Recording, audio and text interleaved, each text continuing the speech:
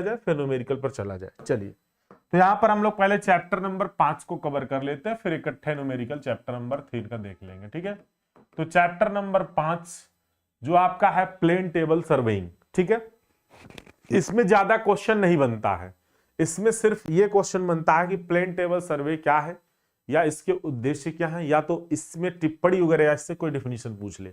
Otherwise ज्यादातर पूछेगा कि प्लेन टेबल के लाभ और हानि बताइए, प्लेन टेबल क्या है और प्लेन टेबल के लाभ और हानि बताइए। एक क्वेश्चन इस तरह से इसमें पूछेगा। दूसरा क्वेश्चन इसमें यह पूछेगा कि इसकी जो सेटिंग अप है या टेम्पोररी एडजस्टमेंट कर सकते हैं, यहां पर इसको सेटिंग अप बोलते हैं। जैसे आप लोग अभी तक टेम्पोररी एडजस्टमेंट पढ़ते आए हैं ना, कंपास का पढ़ते आए हैं, उसके बाद लेवलिंग का पढ़ते आए हैं, उसी तरह से इसमें भी क्या है आपका सेटिंग अप है, तो उसको भी ज्यादा पूछता है। एक तरह से टेम्पोररी एडजस्टमेंट ही है। और मेथड भी है, मेथड में आपको ना विधियां जो है वो देखिए बहुत ज्यादा, अगर आप उसको विधियों को प्रैक्टिकली करके दिखाएंगे तो बहुत ज्यादा टाइम टेकन है, तो उसको मैं नहीं ऐड किया हूं। ठीक है, मैं सिर्फ टाइप ऐड कर दिया हूं और जो विधियां हैं उसको आप पढ़ लीजिएगा, बस सिंपल, काम खत्म। तो ये इतना इसमें सिर्फ पूछेगा, इससे ज्यादा क्वेश्चन नहीं पूछेगा। ठीक है, तो आइए देखते हैं कि अपना पटल सर्वेक्षण यानी कि प्लेन टेबल सर्विंग, अभी क्वेश्चन नहीं है, अभी थोड़ा समझ लेते हैं, फिर इसके बाद क्वेश्चन आ जाएगा। पटल सर्वेक्षण यानी कि प्लेन टेबल सर्वेइंग क्या है, इसके बारे में थोड़ा समझना है। पटल सर्वेक्षण क्या होता है, जरा देखिए कि सर्वेक्षण की एक ऐसी लेखा चित्री विधि है।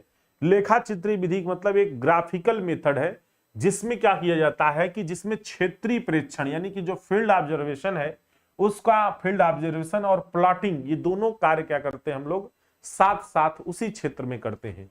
यानी कि क्षेत्र में हम इस सर्वेइंग के अंतर्गत क्या करते हैं, फील्ड पर जो ऑब्जर्वेशन, जो डाटा लेते हैं, जैसे हम टेप से कोई चीज मेजरमेंट करेंगे, ठीक है, कोई दूरी माप रहे हैं या किसी आकृतियों की स्थिति दिखानी है, ठीक है, तो इन सब का जो दिखाने का जो मेजरमेंट किया जा रहा है, ठीक है, इनकी जो स्थितियां दिखा रहे हैं वो सब हम लोग मैप पे शो करेंगे, यानी कि ग्राफिकल क्या करेंगे, रिप्रेजेंटेशन करेंगे। तो हम लोग उसका ऑब्जर्वेशन भी लेंगे, दूरी मापेंगे, तो दूरी मापने का काम और साथ ही साथ प्लॉटिंग करने का काम भी हम लोग क्या करते हैं, प्लेन टेबल सर्वेइंग के अंतर्गत एक ही साथ करते हैं। यानी फील्ड में ही दोनों काम इसमें एक ही साथ संपन्न हो जाता है। ठीक है, प्लेन टेबल एक बड़ा सा ऐसे रहता है, उस पर हम लोग ड्राइंग शीट लगाकर, और प्लेन टेबल आप लोग लगभग सभी लोग कॉलेज में किए भी होंगे। ठीक है, तो पटल सर्वेक्षण का आखिर उद्देश्य क्या है, purpose of plane table surveying की बात करें, देखिए इसका जो मेन एक ही उद्देश्य इसमें डाला हूं, क्योंकि मेन यही उद्देश्य है और इसी उद्देश्य के लिए किया जाता है। क्या है यहां पर, किसी भू क्षेत्र का नक्शा या मैप तैयार करने के लिए, किसी अगर भू क्षेत्र है यानी कि कोई ग्राउंड है या जैसे बगीचा है आपका, कोई गांव है, अगर उसका पूरा का पूरा मैप नक्शा बनाना है तो वहां पर हम लोग क्या करते हैं, प्लेन टेबल सर्वे का इस्तेमाल करते हैं, उपयोग करते हैं। ठीक है, यानी कि स्थलीय नक्शा बनाने की यह विधि अन्य सर्वेक्षण विधि से सरल पड़ती है और तथा समय भी कम लगता है। तो काफी इजी भी है, समय भी कम लगता है, लेकिन हाँ त्रुटि आती है, एरर आता है, तो एरर को भी इसमें क्या करेंगे हम लोग ध्यान में रखेंगे कि हाँ भाई एरर आता है। बहुत परिशुद्ध विधि ये नहीं होती है प्लेन टेबल, ठीक है, बट हम लोग क्या करते हैं इसके द्वारा पूरा का पूरा अंकन यानी कि प्लॉटिंग का काम और फील्ड ऑब्जर्वेशन का काम एक ही साथ हम लोग क्या करते हैं साइट पर कर सकते हैं। ठीक है, तो ये था हमारा plane table surveying. Plane table surveying के ये क्वेश्चन पूछा हुआ क्वेश्चन है, ये क्वेश्चन पूछा हुआ क्वेश्चन है, जितने क्वेश्चन ऐड किए हैं।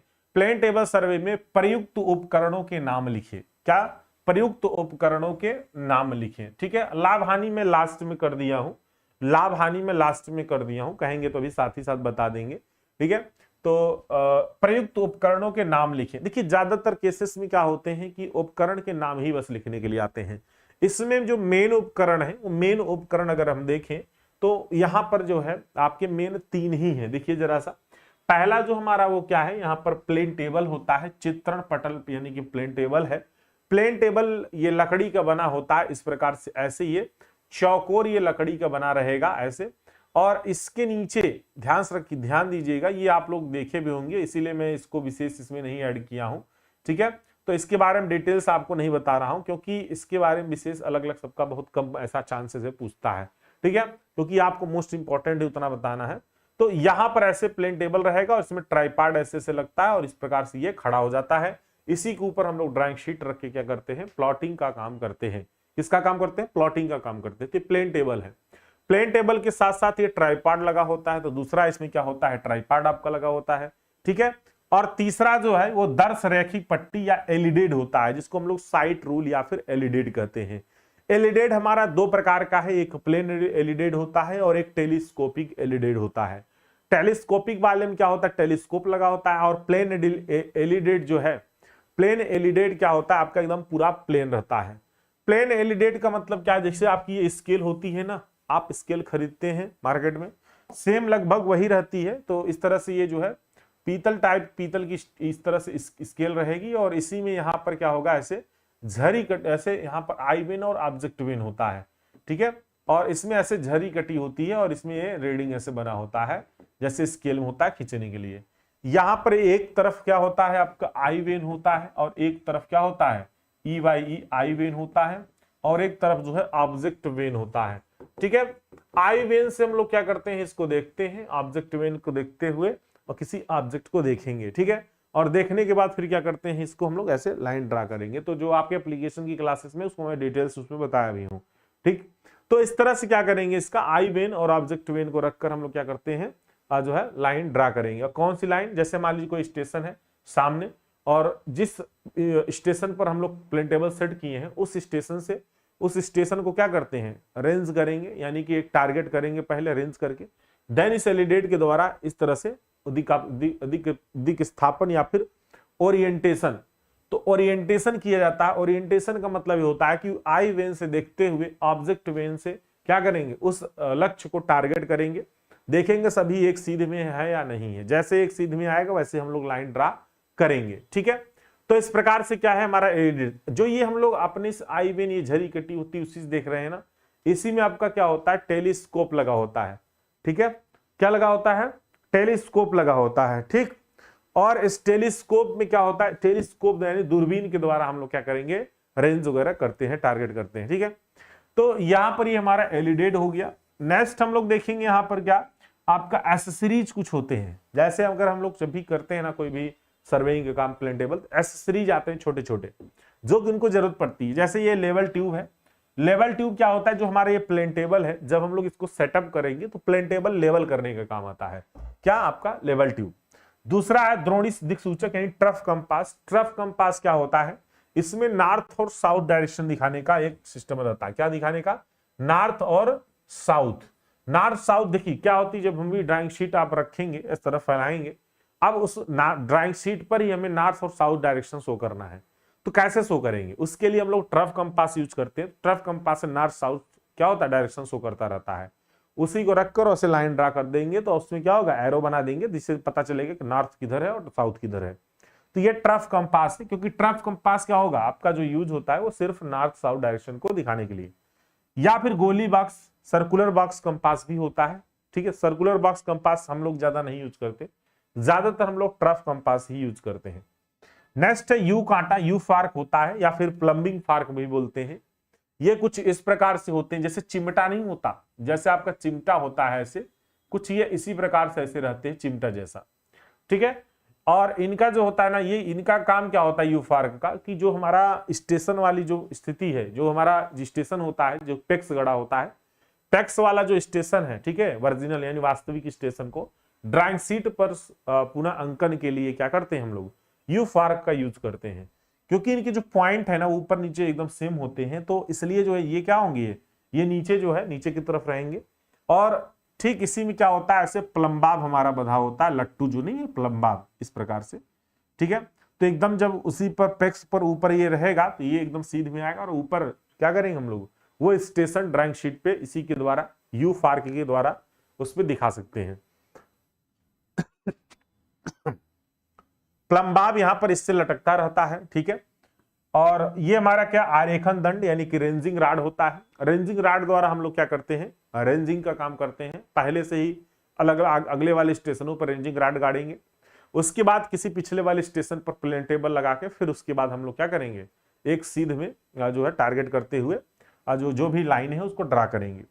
और इसमें ड्राइंग शीट की भी जरूरत पड़ती है, और कुछ छोटे मोटे जो है यहाँ पर उपकरण उनकी एक्सेसरीज की जरूरत पड़ती है, जैसे स्केल सेट है उसकी जरूरत पड़ती है बड़ी लाइनें खींचने के लिए, पेंसिल है, रबड़ है, चाकू है, खूंटी है, हथौड़ा है, ड्राइंग पिन है, झंडी है, फीता है, इन सब का जरूरत पड़ता है, चैन उनके भी जरूरत पड़ता है, ठीक है। तो इन सब की जरूरत पड़ती है, इसके द्वारा हम लोग क्या करते हैं, पूरा प्लेन टेबल सर्वे काम करते हैं।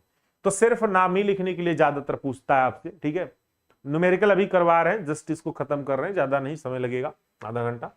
उसके बाद न्यूमेरिकल करवाएंगे, क्योंकि मेरी तबीयत भी नहीं ठीक है, ठीक है। अच्छा हुआ जो है भगवान की कृपा से आपका पेपर हो गया। एक लास्ट बच्चा है, ये भी हो जाएगा, क्योंकि इसमें तो अच्छा पढ़ाई भी दी है पहले से।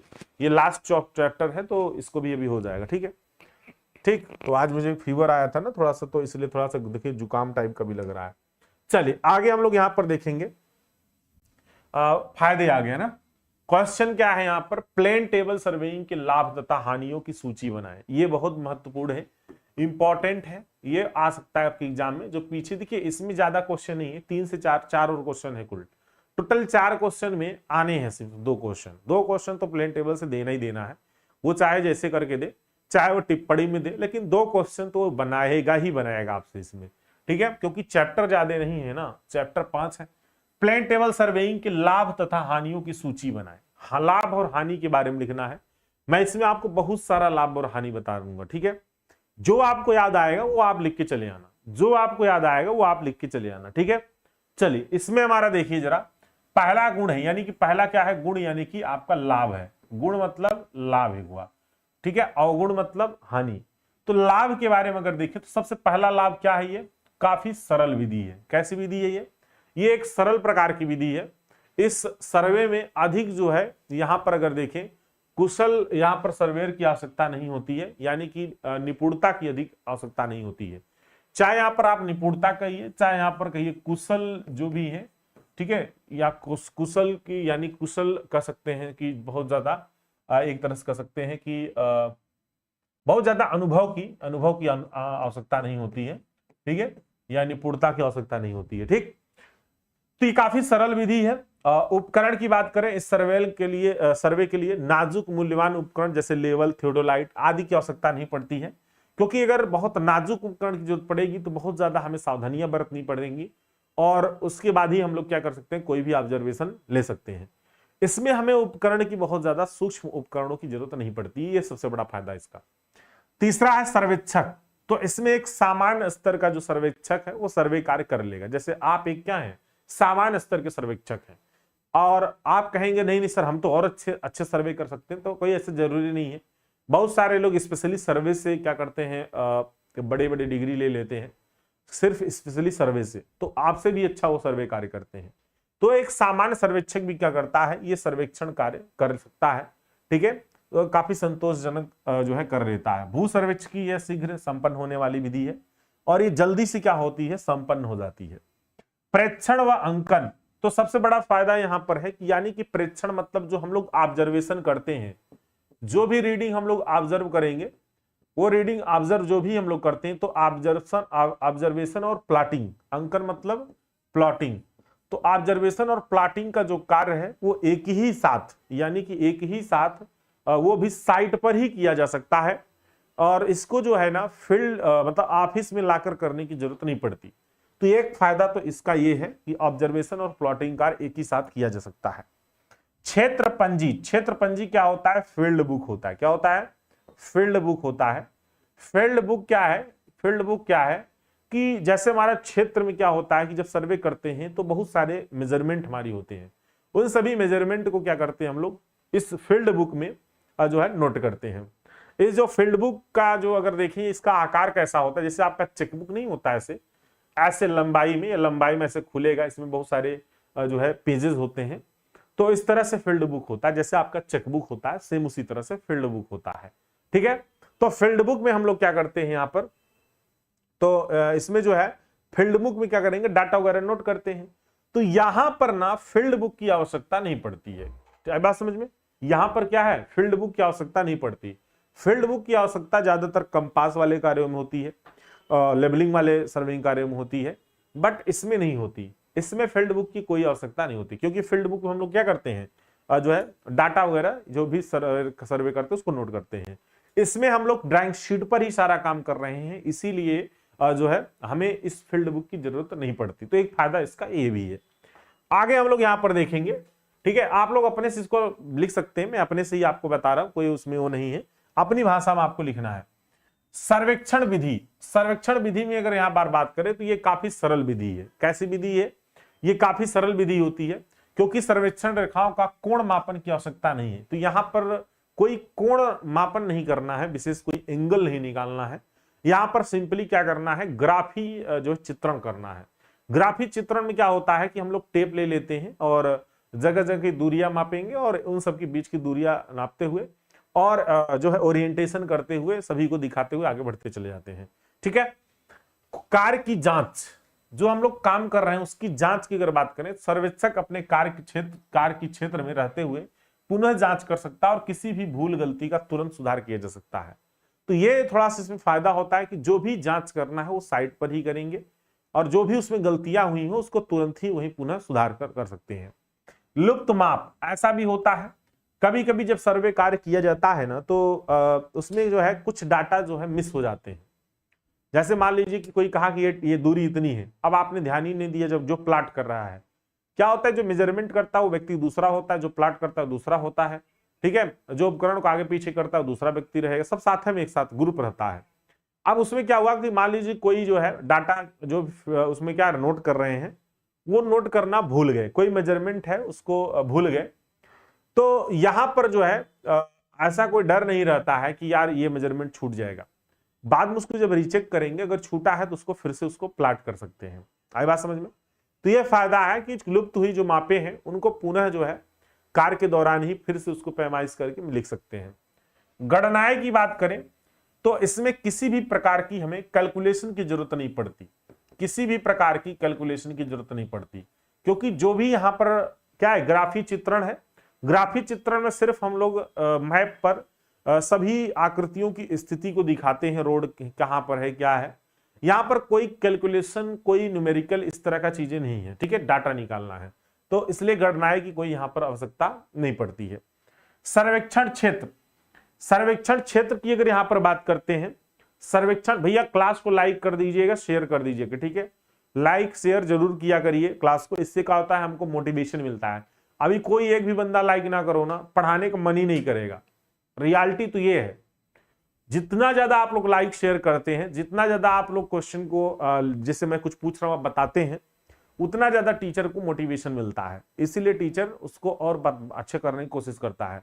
ठीक है, तो इसलिए लाइक शेयर जरूर किया करिए। अब आप सोचिए जरा, क्लास यहाँ चलती है तो हम क्या है, पूरे रूम में अकेले इस तरह से। ठीक है, लगता है ऐसा कोई सामने से देख लगे पागलों की तरह क्या बोल रहे हैं पता नहीं।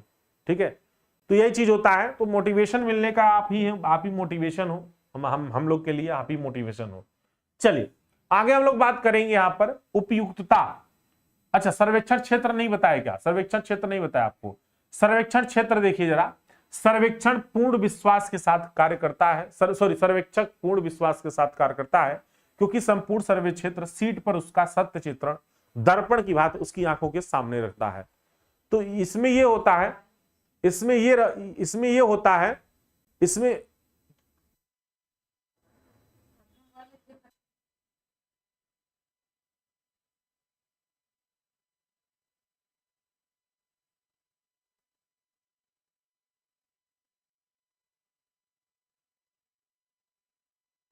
चलिए, तो यहां पर जो सर्वेक्षक है ना, सर्वेक्षक क्या होता है, सर्वेक्षण क्षेत्र में अब वो प्लाटिंग और ऑब्जर्वेशन का काम एक ही साथ कर रहा है, तो उसको क्या होता है, पूरा चित्रीय रूप दिखता है।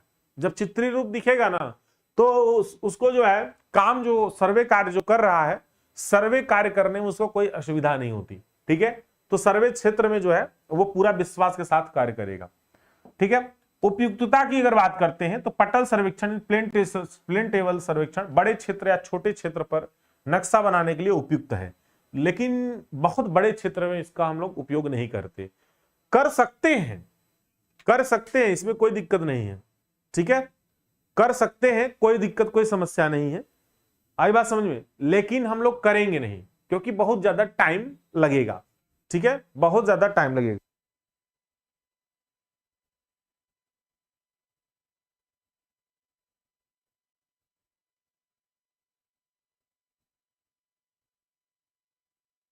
चलिए, तो यहां पर देखेंगे उपयुक्तता हो गई आपकी।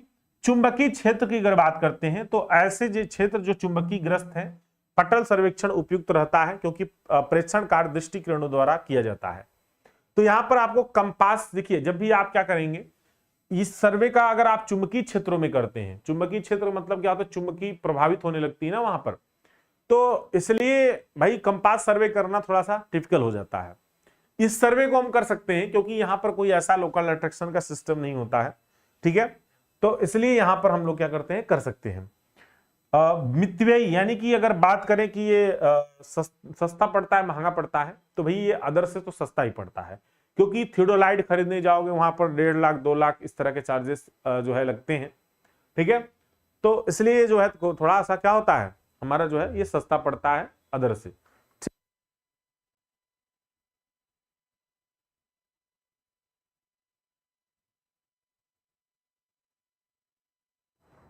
चलिए आगे देखिए, दोष।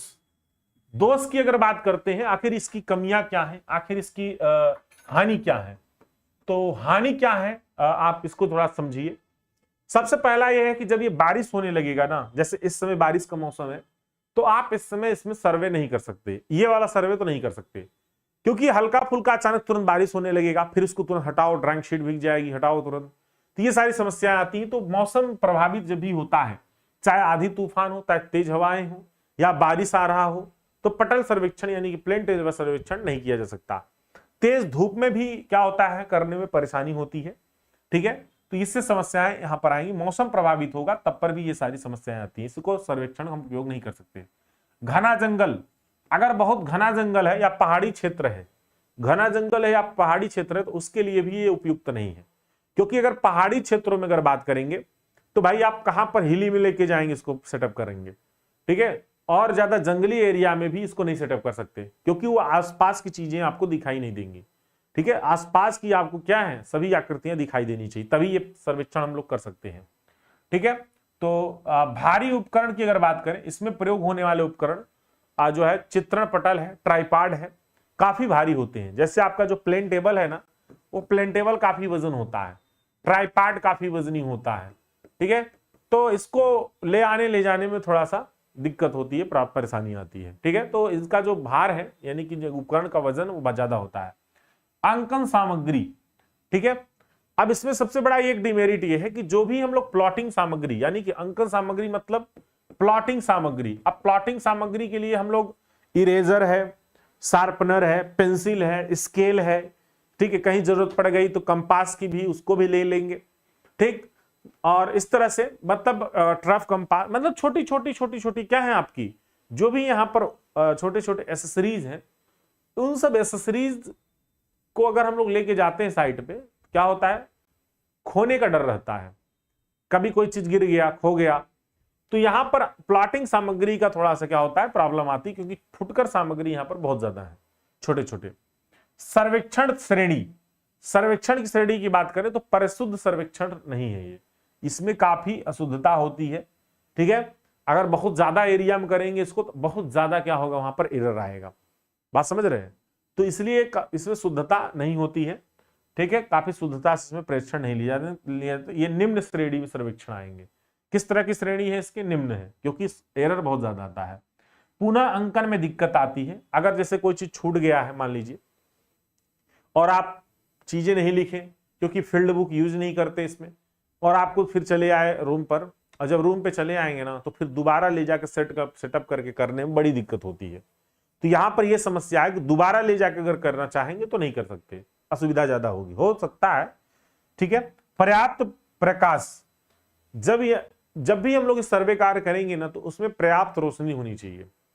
अगर मान लीजिए अंधेरा छाने लगा तब आप नहीं कर सकते, क्योंकि वो सही से आपको दिखेगा नहीं, फिर उसको पूरा बंद करना पड़ेगा, क्लोज करना पड़ेगा, ठीक है, तो थोड़ा बहुत भी अगर अंधेरा होगा तब पर भी क्या होगा, ये हम सर्वे कार्य नहीं कर सकते। तो ये सब क्या है, इसके दोष है। तो दोष या हानि में अगर बात करें, मौसम प्रभावित है, घना जंगल है, हैवी उपकरण है, अंकन सामग्री प्लॉटिंग सामग्री में सर्वेक्षण श्रेणी किस प्रकार का है, काफी ये जो है निम्न प्रकार का है, पुनः अंकन में दिक्कत होती है, प्लॉटिंग में दिक्कत होती है, पर्याप्त प्रकाश जो है रहेगा तभी सर्वे कार्य पूर्ण किया जा सकता है। तो ये थे आपके लाभ और हानि, ठीक है। 2 पॉइंट प्रॉब्लम वाला क्वेश्चन बहुत मुश्किल है आने का, कभी जल्दी नहीं पूछा है, हम ऐड नहीं किए उसको, ठीक है, एप्लीकेशन पर है बट यहां पर नहीं ऐड किए हैं, ठीक, हाँ उसको छोड़ दिए हैं। चलिए आगे हम बात करते हैं। अब सोचे थे कराने के लिए, बट थोड़ा सा तबीयत नहीं ठीक है ना, इसलिए मैं ज्यादा नहीं कराने चाह रहा कुछ। ठीक है, जितना है उतना पढ़ लीजिए, बस सफिशियंट है आपके लिए, मोर देन सफिशियंट। ठीक है, प्लेन टेबल सर्वेइंग में प्रयुक्त विभिन्न प्रणालियों यानी कि स्थापन सेटिंग आपको बताइए, इनमें से दिक् स्थापन ओरिएंटेशन को विस्तार से समझाइए। तो यहां पर क्वेश्चन जो है, देखिए इस सेटिंग आपको बताइए, थोड़ा दिक् स्थापन यानी ओरिएंटेशन को समझाइए। जो हम लोग वहां पर टेम्पोररी एडजस्टमेंट पढ़ते थे ना, कहां पर, कंपास में, लेवलिंग में क्या पढ़ते थे, टेम्पोररी एडजस्टमेंट पढ़ते थे।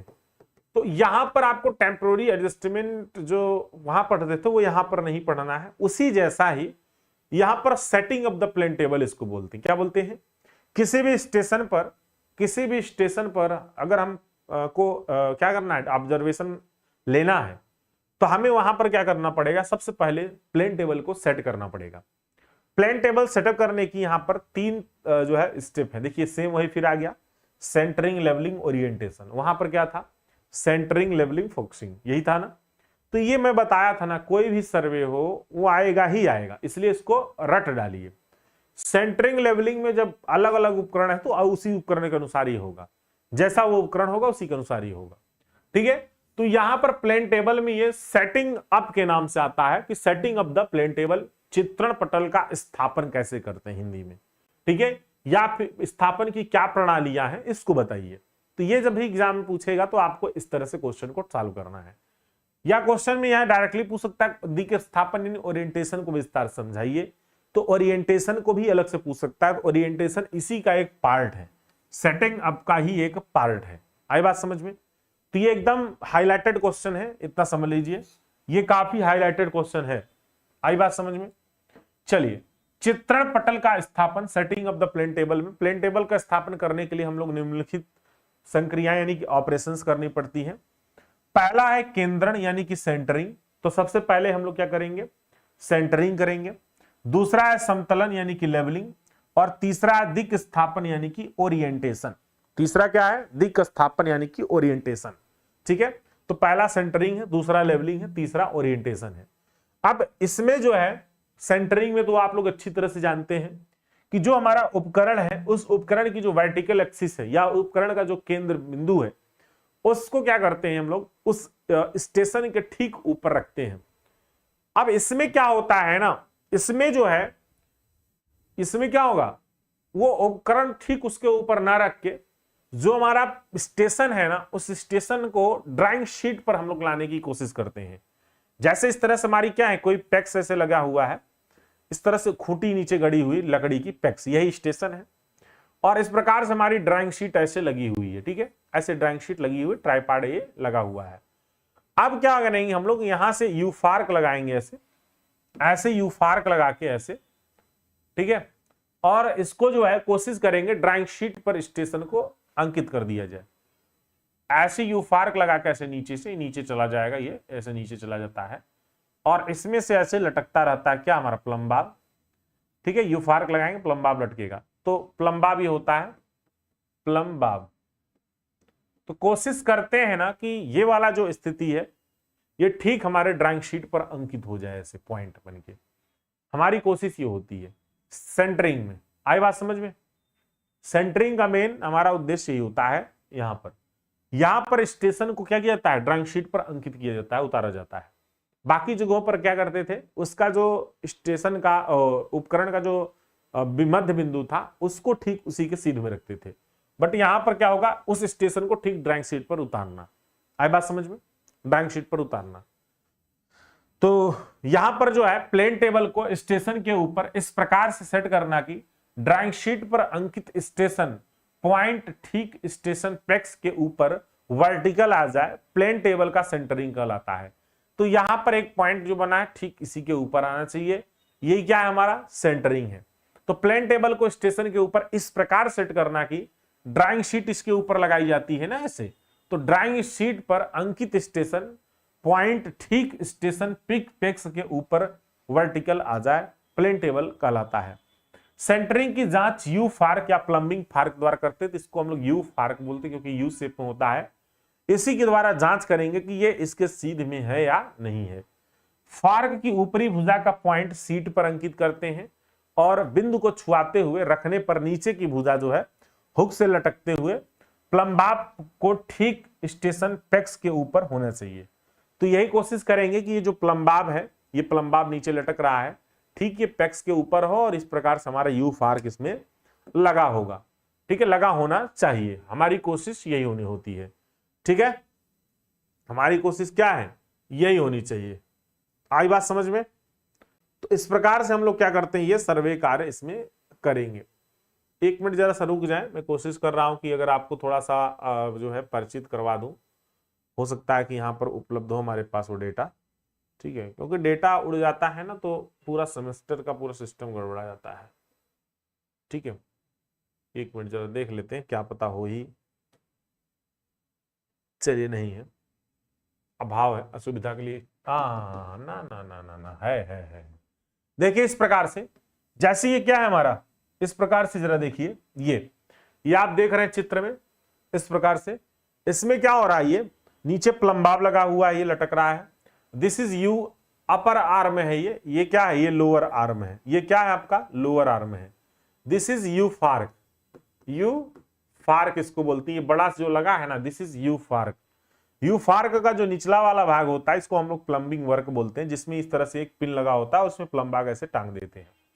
दूसरा वाला पॉइंट यहां रहता है, ड्राइंग शीट ये रहती, इसी पे क्या करते हैं, अंकित करते थे, अपर आर्म है। तो ऐसे लगा के देखते हैं कि हमारा ये जो स्टेशन बिंदु है ठीक इसके ऊपर आ रहा है या नहीं आ रहा है। ठीक है, अगर एक सीधे में है तो यहाँ पर पॉइंट मार्क कर देंगे। ये क्या आपका सेंटरिंग कहलाता है, ठीक उसी के ऊपर लाना। ठीक है, ठीक उसी के ऊपर लाना। ठीक है, इस प्रकार से ये जो है हमारा रियलिटी में जो आप लोग सब सर्वे करते हैं। ठीक है, तो ये सारे हमारे यू फार्क हैं, प्लम्बिंग फार्क है, ट्रफ कंपास है, लेबल ट्यूब है, एलिडेड है आपका।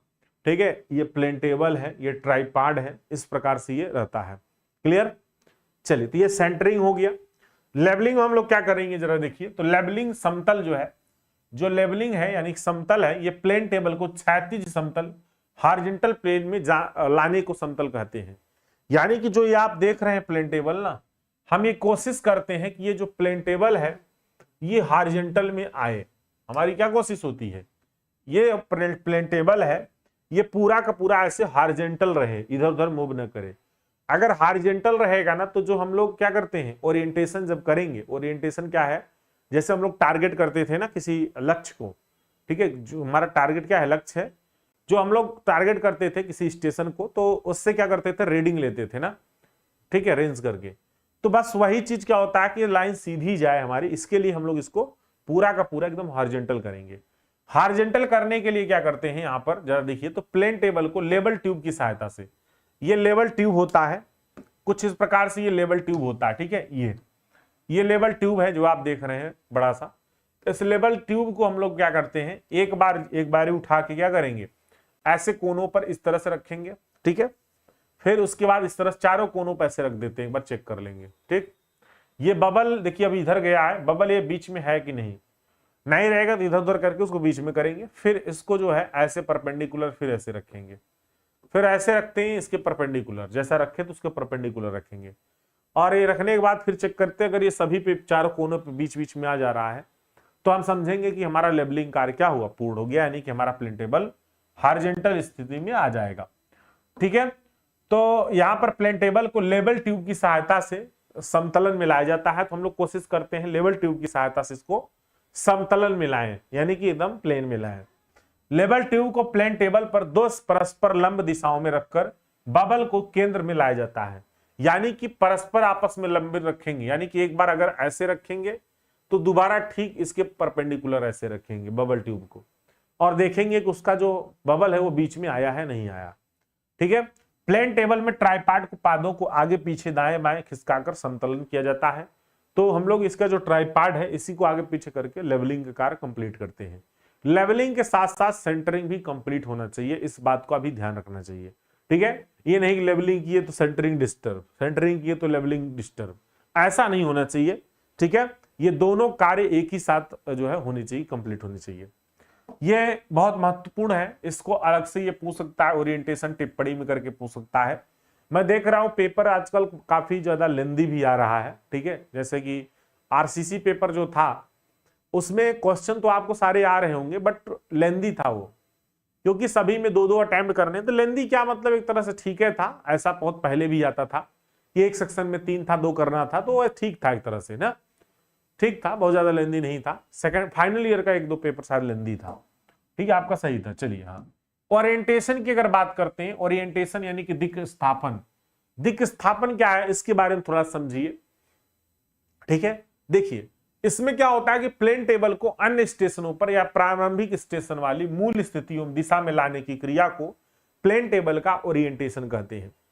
देखिए क्या होता है कि मान लीजिए जब भी आप सर्वेइंग कार्य कर रहे हैं, सपोज दैट आप इस तरह से सर्वेइंग कार्य कर रहे हैं, अब आपको क्या करना है, जरा ध्यान समझिएगा कि एक स्टेशन ये रही, दूसरी स्टेशन ये रही, और कोई स्टेशन ये तीसरी वाली रही। 3 स्टेशन इस प्रकार से हैं। जब आप प्लेन टेबल सर्वेइंग का कार्य शुरू करेंगे तो सबसे पहले प्लेन टेबल को कहां पर सेट करना होगा, सबसे पहले प्लेन टेबल को आप क्या किए, इस पहली वाली स्थिति में सेट कर दिए, ठीक है, पहली वाली स्थिति में। पहले वाले स्टेशन में जैसे यानी ए स्टेशन पे आप सेट करते हैं, जैसे आप ए स्टेशन पे सेट करेंगे, ए स्टेशन पर सेट करें आप, सेट करने के बाद क्या किए, यूफार्क की सहायता से यहां पर ड्राइंग शीट पर क्या किए, ड्राइंग शीट पर ये वाला जो ए बिंदु था ये ड्राइंग शीट पर स्मॉल ए के रूप में दिखा दिए।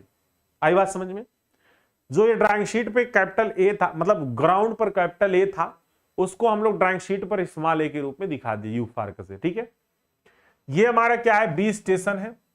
अब क्या करेंगे, एलिडेट की मदद से, एलिडेट की मदद से यहां पर हम लोग क्या करेंगे, ये रेंज डालेंगे इस पर, इस प्रकार से, ऐसे ऐसे इस प्रकार से ये रेंज फोकस करते हैं ऐसे एलिडेट की सहायता से, और यहां से यहां तक की जो दूरी है उस दूरी को हम लोग क्या करते हैं, ऐसे ऐसे यहां पर बढ़ा के ऐसे लिख देते हैं।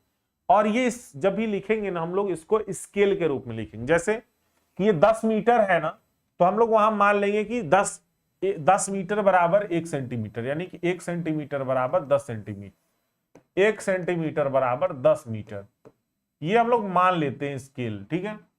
स्केल मान लेंगे तो अगर ये 10 मीटर दूरी होगी तो हम लोग यहां पर क्या ड्रा करेंगे, हम लोग यहां पर ड्रा करेंगे कि 1 सेंटीमीटर।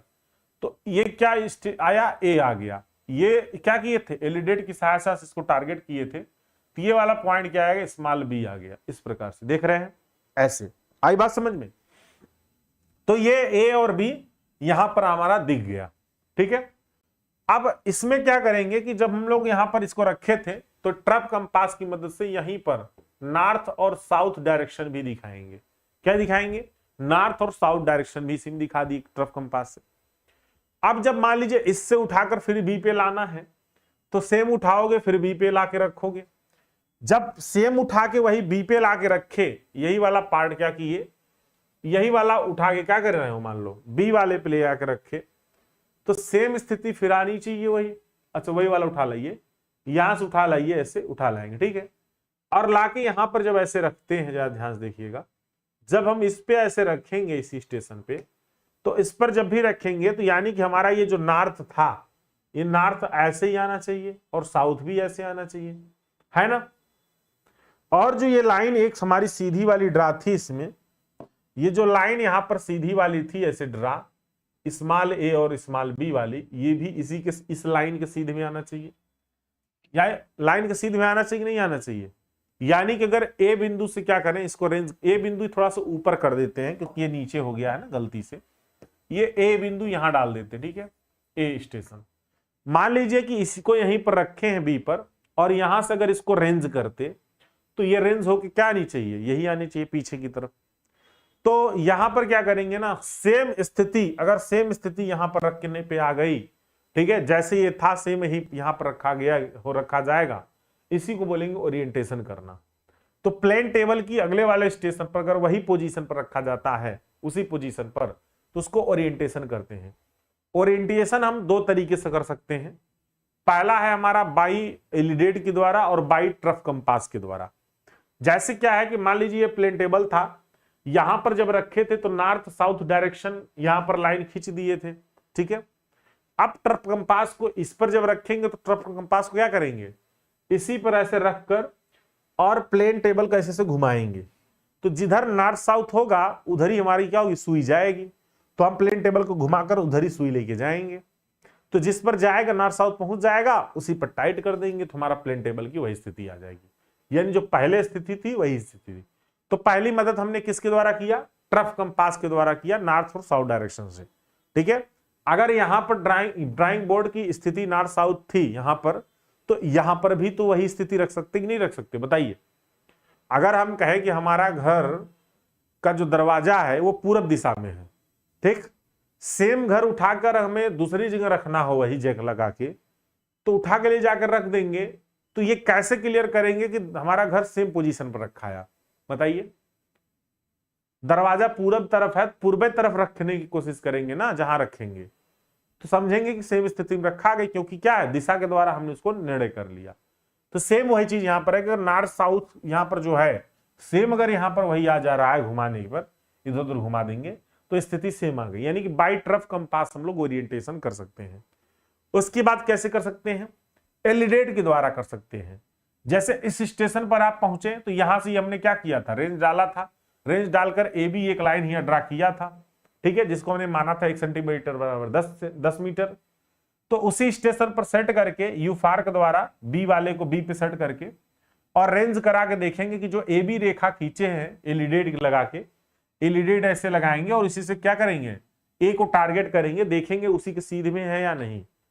यदि उसी के सीध में आ रही है तो हम समझेंगे क्या कि हमारा जो है ये क्या है, ओरिएंटेशन हो चुका है।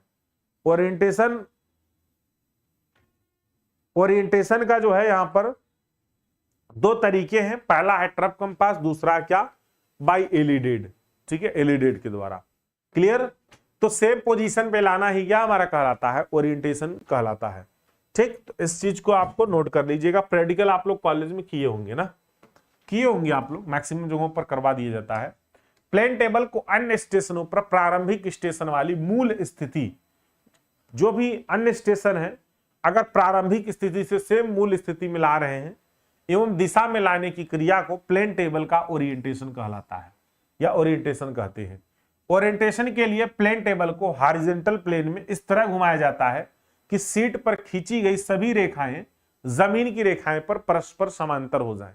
जैसे मान लीजिए कि ये स्टेशन था, ये था, ये था, ये था, यहां से ऐसे रेखा खींची गई है, ऐसे खींची गई, ऐसे खींची गई। अगर हम यही उठाकर कहीं और रखते हैं और फिर इस तरह घुमा दें कि सभी रेखाएं एक सीधे में आ जाएं, ठीक है, जैसे मान लीजिए इस पर रख दिए और इस पर रखकर क्या करेंगे, इस पर रखेंगे तो देखेंगे ये वाला ऐसे होना चाहिए, इसको टारगेट करना चाहिए। तो इस प्रकार से हम लोग क्या करते हैं, यहां पर ओरिएंटेशन इसका करेंगे। तो इस प्रकार से हम लोग क्या करते हैं, जो है सीट इस प्रकार से घुमाएं कि ताकि क्या हो, जो जमीन की रेखाएं हो वो ड्राइंग शीट की रेखाओं के समांतर हो जाए। प्रत्येक नए स्टेशन पर प्रेक्षण कार्य आगे शुरू करने से पहले प्लेन टेबल को ओरिएंटेशन करना अनिवार्य है। तो जब भी हमें कोई भी कार्य आगे बढ़ाना है, अगर अगले स्टेशन पे इसको सेट करने जा रहे हैं, तो सबसे पहले हमें ओरिएंटेशन करके कंफर्म कर लेंगे कि सेम वही स्थिति आई है या नहीं आई। अगर नहीं आएगी तो सेम वही स्थिति लाएंगे, मूल स्थिति, नहीं तो एरर हो जाएगा, ज्यादा एरर हो जाएगा, इतना समझ लीजिए। ठीक है, आई बात समझ में, ज्यादा एरर हो जाएगा। तो यहां पर हमारा है पहला जो विधि है वो है, इसमें देखिए प्लेन टेबल सर्वेइंग में ओरिएंटेशन दो प्रकार से होते हैं, दो प्रकार से किया जाता है। पहला है बाय ट्रफ कंपास है, दूसरा है बैक साइटिंग। पहला क्या है, बाय ट्रफ कंपास है, दूसरा क्या है, बैक साइटिंग है।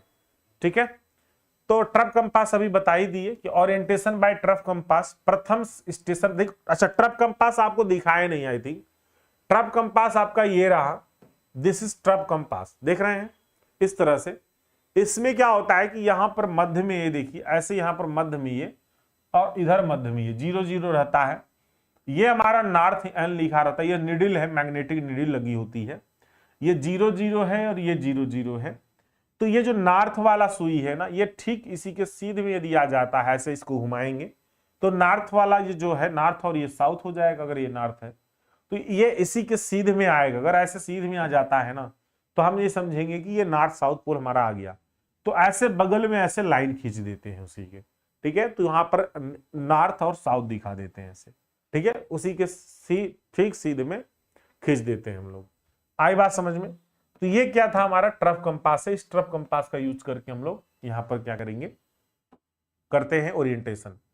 ठीक है, तो प्रथम स्टेशन पर प्रेक्षण कार्य शुरू करते समय ही ट्रैप कंपास की सहायता से चुंबकीय यामोत्तर नॉर्थ साउथ ड्राइंग शीट पर दर्शा दिया जाता है। तो जो ये नॉर्थ साउथ हम लोग दिखाते हैं इसको मैग्नेटिक मेरिडियन बोलते हैं ना। पढ़ाए हैं कि नहीं पढ़ाए हैं, याद आ रहा है कुछ? अभी जस्ट पढ़ाए थे, पिछली दूसरी क्लास में शायद है, ये तीसरी में है। मैग्नेटिक मेरिडियन पढ़ाए हैं आप लोग को, ट्रू मेरिडियन, मैग्नेटिक मेरिडियन और आर्बिट्री मेरिडियन। तो ये क्या होता है आपका चुंबकीय यामोत्तर नॉर्थ साउथ जो है ड्राइंग शीट पर क्या किया जाता है, दर्शाया जाता है। अब प्रत्येक नए स्टेशन पर टेबल का ओरिएंटेशन करने के लिए ट्रैप कंपास को प्रथम स्टेशन पर खींची गई यामोत्तर रेखा यानी नॉर्थ साउथ के समांतर रखकर प्लेन टेबल को क्षैतिज समतल में घुमाए ताकि कंपास की सुई NS पर आकर स्थिर हो जाए। यानी कि हम ऐसा घुमाएंगे, जब नई स्थिति में ले जाकर प्लेन टेबल रखेंगे और सेम उसी जो नॉर्थ साउथ हम लोग लाइन खींचे थे उसी पर ट्रैप कंपास रख देंगे और इस प्रकार से प्लेन टेबल घुमाएंगे कि जो ट्रैप कंपास की सुई है वो नॉर्थ साउथ डायरेक्शन में आने लगे। ठीक है, आई बात समझे? यह स्थिति आने पर प्लेन टेबल को कस देते हैं। जैसे ये स्थिति आएगी वैसे हम लोग प्लेन टेबल को टाइट कर देंगे। ठीक, orientation by back sighting. Orientation by back sighting की अगर बात करें तो हम लोग बैक साइटिंग यानी कि आप orientation by back sighting, orientation by alidade भी हम लोग इसको कह सकते हैं। क्या कह सकते हैं? एलिडेड कहते हैं। ये काफी उत्तम परिशुद्ध विधि होती है, एलिडेड के द्वारा हम लोग करते हैं। हाँ, आपको एलिडेड नहीं दिखाए थे, जरा देखिए एलिडेड क्या है। एक एक चीजों को आप देख सकते हैं इस प्रकार से। देखिए एलिडेड ये है, दो तरह के एलिडेड इसमें दिए हैं, हम दिखाए। देखिए ये स्केल की तरह है और इस प्रकार से यहाँ पर ये क्या होता है, इस तरह से यहाँ पर ये हमारा देखिए कटा हुआ है। एक तरफ आई वेन, कोई भी एक आई वेन ऑब्जेक्ट वेन मान लीजिए। वैसे ज्यादातर ये जो ये इसको बोलते हैं फिड्यूशियल एज, इसको क्या होते हैं? फिड्यूशियल एज बोलते हैं। ठीक है, ये क्या है? तीखी इस तरह से धार वाली जो है इस तरह से साइड है, इसी से हम लोग लाइन ड्रा करते हैं। इसमें जो है इस तरह से MM वगैरह बना होता है और इस तरफ से हम लोग देखते हैं this is I when, this is I when, this is object when. I when और ऑब्जेक्ट वेन में क्या होता है? हॉर्स एयर लगा होता है। ठीक है, तो इसी को रख कर क्या करेंगे, जो पीछे वाली रेखा है उसी पीछे वाली रेखा को क्या करेंगे, उसी लाइन में लाने की कोशिश करते हैं, उसी रेखा में लाने की कोशिश करते हैं। तो यह ओरिएंटेशन सबसे उत्तम और परिशुद्ध विधि है। प्रथम स्टेशन A पर प्लेन टेबल स्थापित करके और अगले स्टेशन B को लक्ष्य करते हुए सीट पर रेखा AB स्मॉल AB खींचते हैं। तो जैसे मैंने आपको खींच के दिखाया, स्मॉल AB खींच दिया। अब फिर क्या करेंगे, जो क्षेत्र रेखा AB को दर्शाता है, यानी कैपिटल AB क्या था? ग्राउंड वाला काल्पनिक रेखा थी। जैसे हम लोग क्या किए, AB ड्रा करिए, वो आपकी वास्तविक ड्राइंग शीट पे आ गई और ये पैमाना के रूप में आएगा। अब अगले स्टेशन B पर जब जाएंगे ना तो प्लेन टेबल का ओरिएंटेशन फिर B पर ले जाकर सेट करेंगे। तो प्लेन टेबल का जो ओरिएंटेशन है, ठीक है, उसको क्या करेंगे, A पर करते हैं। तो प्रेक्षण द्वारा इस प्रकार करते हैं कि जो A वाला है वो उसी के लाइन में सीधा आने लगे। तो प्लेन टेबल को स्टेशन B पर रखकर सेंटरिंग करते हैं। अब एलिडेड की कार्यकारी धार यानी फिड्यूशियल एज को रेखा BA के समांतर या सटाकर रखते हुए इसकी एलिडेड से स्टेशन A पर रखे खड़े अरेंजिंग रॉड को ठीक से रेंज करते हैं। तो जो यहाँ पर AB था ना, ऐसे ठीक BA वाला इधर से कहिए, तो इसी पर ऐसे क्या करेंगे, एलिडेड को रखकर और इसी पर देखेंगे किसको, जो A station, capital A station पर रेंजिंग रॉड खड़ा होगा। अगर ठीक उसी के सीध में नहीं आएगा तो दाएं बाएं घुमाएंगे और ठीक उसी के सीध में इसको लाने की कोशिश करेंगे। अगर आ जाएगा तो समझिए कि वही स्थिति फिर आ गई। ठीक है, वही स्थिति हमारी फिर आ गई। जब रेंजिंग रॉड, अच्छा, यदि आवश्यक हो तो प्लेन टेबल को बाएं दाएं घुमाते हैं। जब रेंजिंग रॉड सीध में आ जाता है तो प्लेन टेबल को कस देते हैं, फिर टिल्टाई कर देंगे। ठीक है, तो इस प्रकार से हमारा प्लेन टेबल क्या होता है, बाई जो है इसके द्वारा जो है, यानी कि बाई हमारा जो है बाई जो है एलिडेड या फिर बाई बैक साइटिंग, इन दोनों तरीके से हो सकता है। क्वेश्चन देखिए इसमें कैसे क्वेश्चन पूछता है। अब ये लास्ट क्वेश्चन है इसका वैसे। ठीक है, तो ये जो है क्वेश्चन है, प्लेन टेबल सर्वेइंग में कितनी विधियां हैं, किसी एक विधि को विस्तार पूर्वक समझाइए। समतल पटल सर्वेक्षण की प्रतिच्छेदन विधि इंटरसेक्शन समझाइए। प्लेन टेबल सर्वेइंग में चक्रमण विधि ट्रेवर्सिंग मेथड समझाइए। ठीक है, एप्लीकेशन पे वैसे तो मैं सभी विधियों को अच्छे से आपको समझाया हूं।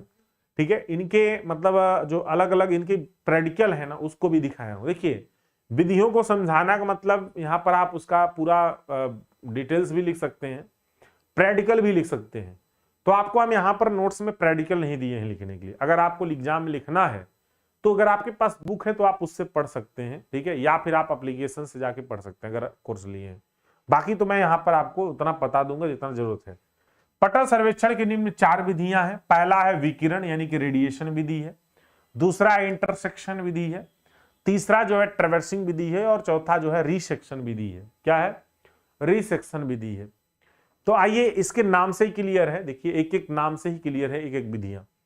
तो इसमें जरा देखिए पहला वाला विकिरण यानी कि रेडिएशन में क्या होता है कि विकिरण विधि क्या है? रेडिएशन मेथड, इंस्ट्रूमेंट स्टेशन से लक्ष्य की ओर एक लाइन ऑफ साइट भेजकर उसकी स्थिति ड्राइंग शीट पर निर्धारित करना रेडिएशन कहलाता है। जैसे मान लीजिए कि एक स्टेशन यहां पर कोई है, एक यहां पर कोई है, ठीक है, और यहां पर हम लोग सेट किए ड्राइंग शीट इस प्रकार से, तो यहीं से क्या करेंगे, ऐसे इस पर एक रेडिएशन डालेंगे, इधर रेडिएशन डालेंगे, कोई और होगी तो इधर रेडिएशन डालेंगे, और इसी बिंदु से सबको क्या करेंगे, ऐसे दिखा देंगे। तो ये वाला पूरा क्या होगा, पॉइंट, ये सभी पॉइंट क्या है इस ड्राइंग शीट पर पूरा का पूरा आ जाएगा।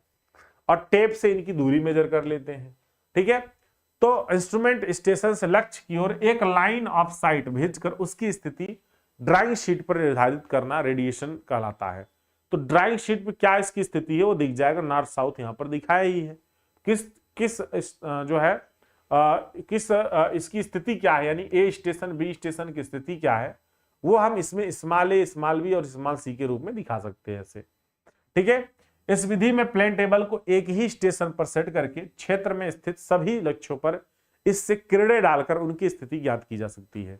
यानी किसी एक स्टेशन सेट करके चारों तरफ वहीं से किरणें डालेंगे, यानी रेज डाल, इस तरह से किरणें यानी रेज डालेंगे, और उसके बाद फिर क्या, किसके द्वारा डालते हैं, ओरिएंटेशन डालने के बाद फिर क्या करते हैं, दूरी सबकी टेप से नाप के और लिख लेंगे, तो पता चल जाए कौन सा इस स्टेशन से क्या चीज कहां पर है, कितनी दूरी पर है। लक्ष्यों को स्टेशन से दूरी जरीब या चेन या टेप से जो है नापी जाती है, और इससे पैमाने के आधार पर ड्राइंग शीट पर अंकित खींचा जाता है। तो जब भी ड्राइंग शीट पे खींचा जाएगा, अगर ये मान लीजिए 50 मीटर है, तो सपोज दैट यहाँ 5 सेंटीमीटर के रूप में ड्रा होगा, क्योंकि हमने मान क्या रखा है, 1 सेंटीमीटर बराबर 10 सेंटीमीटर, तो 50 है तो 5 में ड्रा हो जाएगा, ठीक है, 5 सेंटीमीटर में। रेडिएशन मेथड की काफी सरल मेथड होता है और यह समय भी कम लेता है, लेकिन यह विधि तभी अपनाई जाती है जब क्षेत्र छोटा हो और सभी लक्ष्य एक ही स्टेशन से दिखाई पड़ते हैं। अगर हमें वह लक्ष्य, वह टारगेट नहीं दिखाई देगा तो हम इस विधि को नहीं कर सकते, क्योंकि इसमें रेडिएशन डालना होता है किसके द्वारा, एलईडी के द्वारा। आई बात समझ में।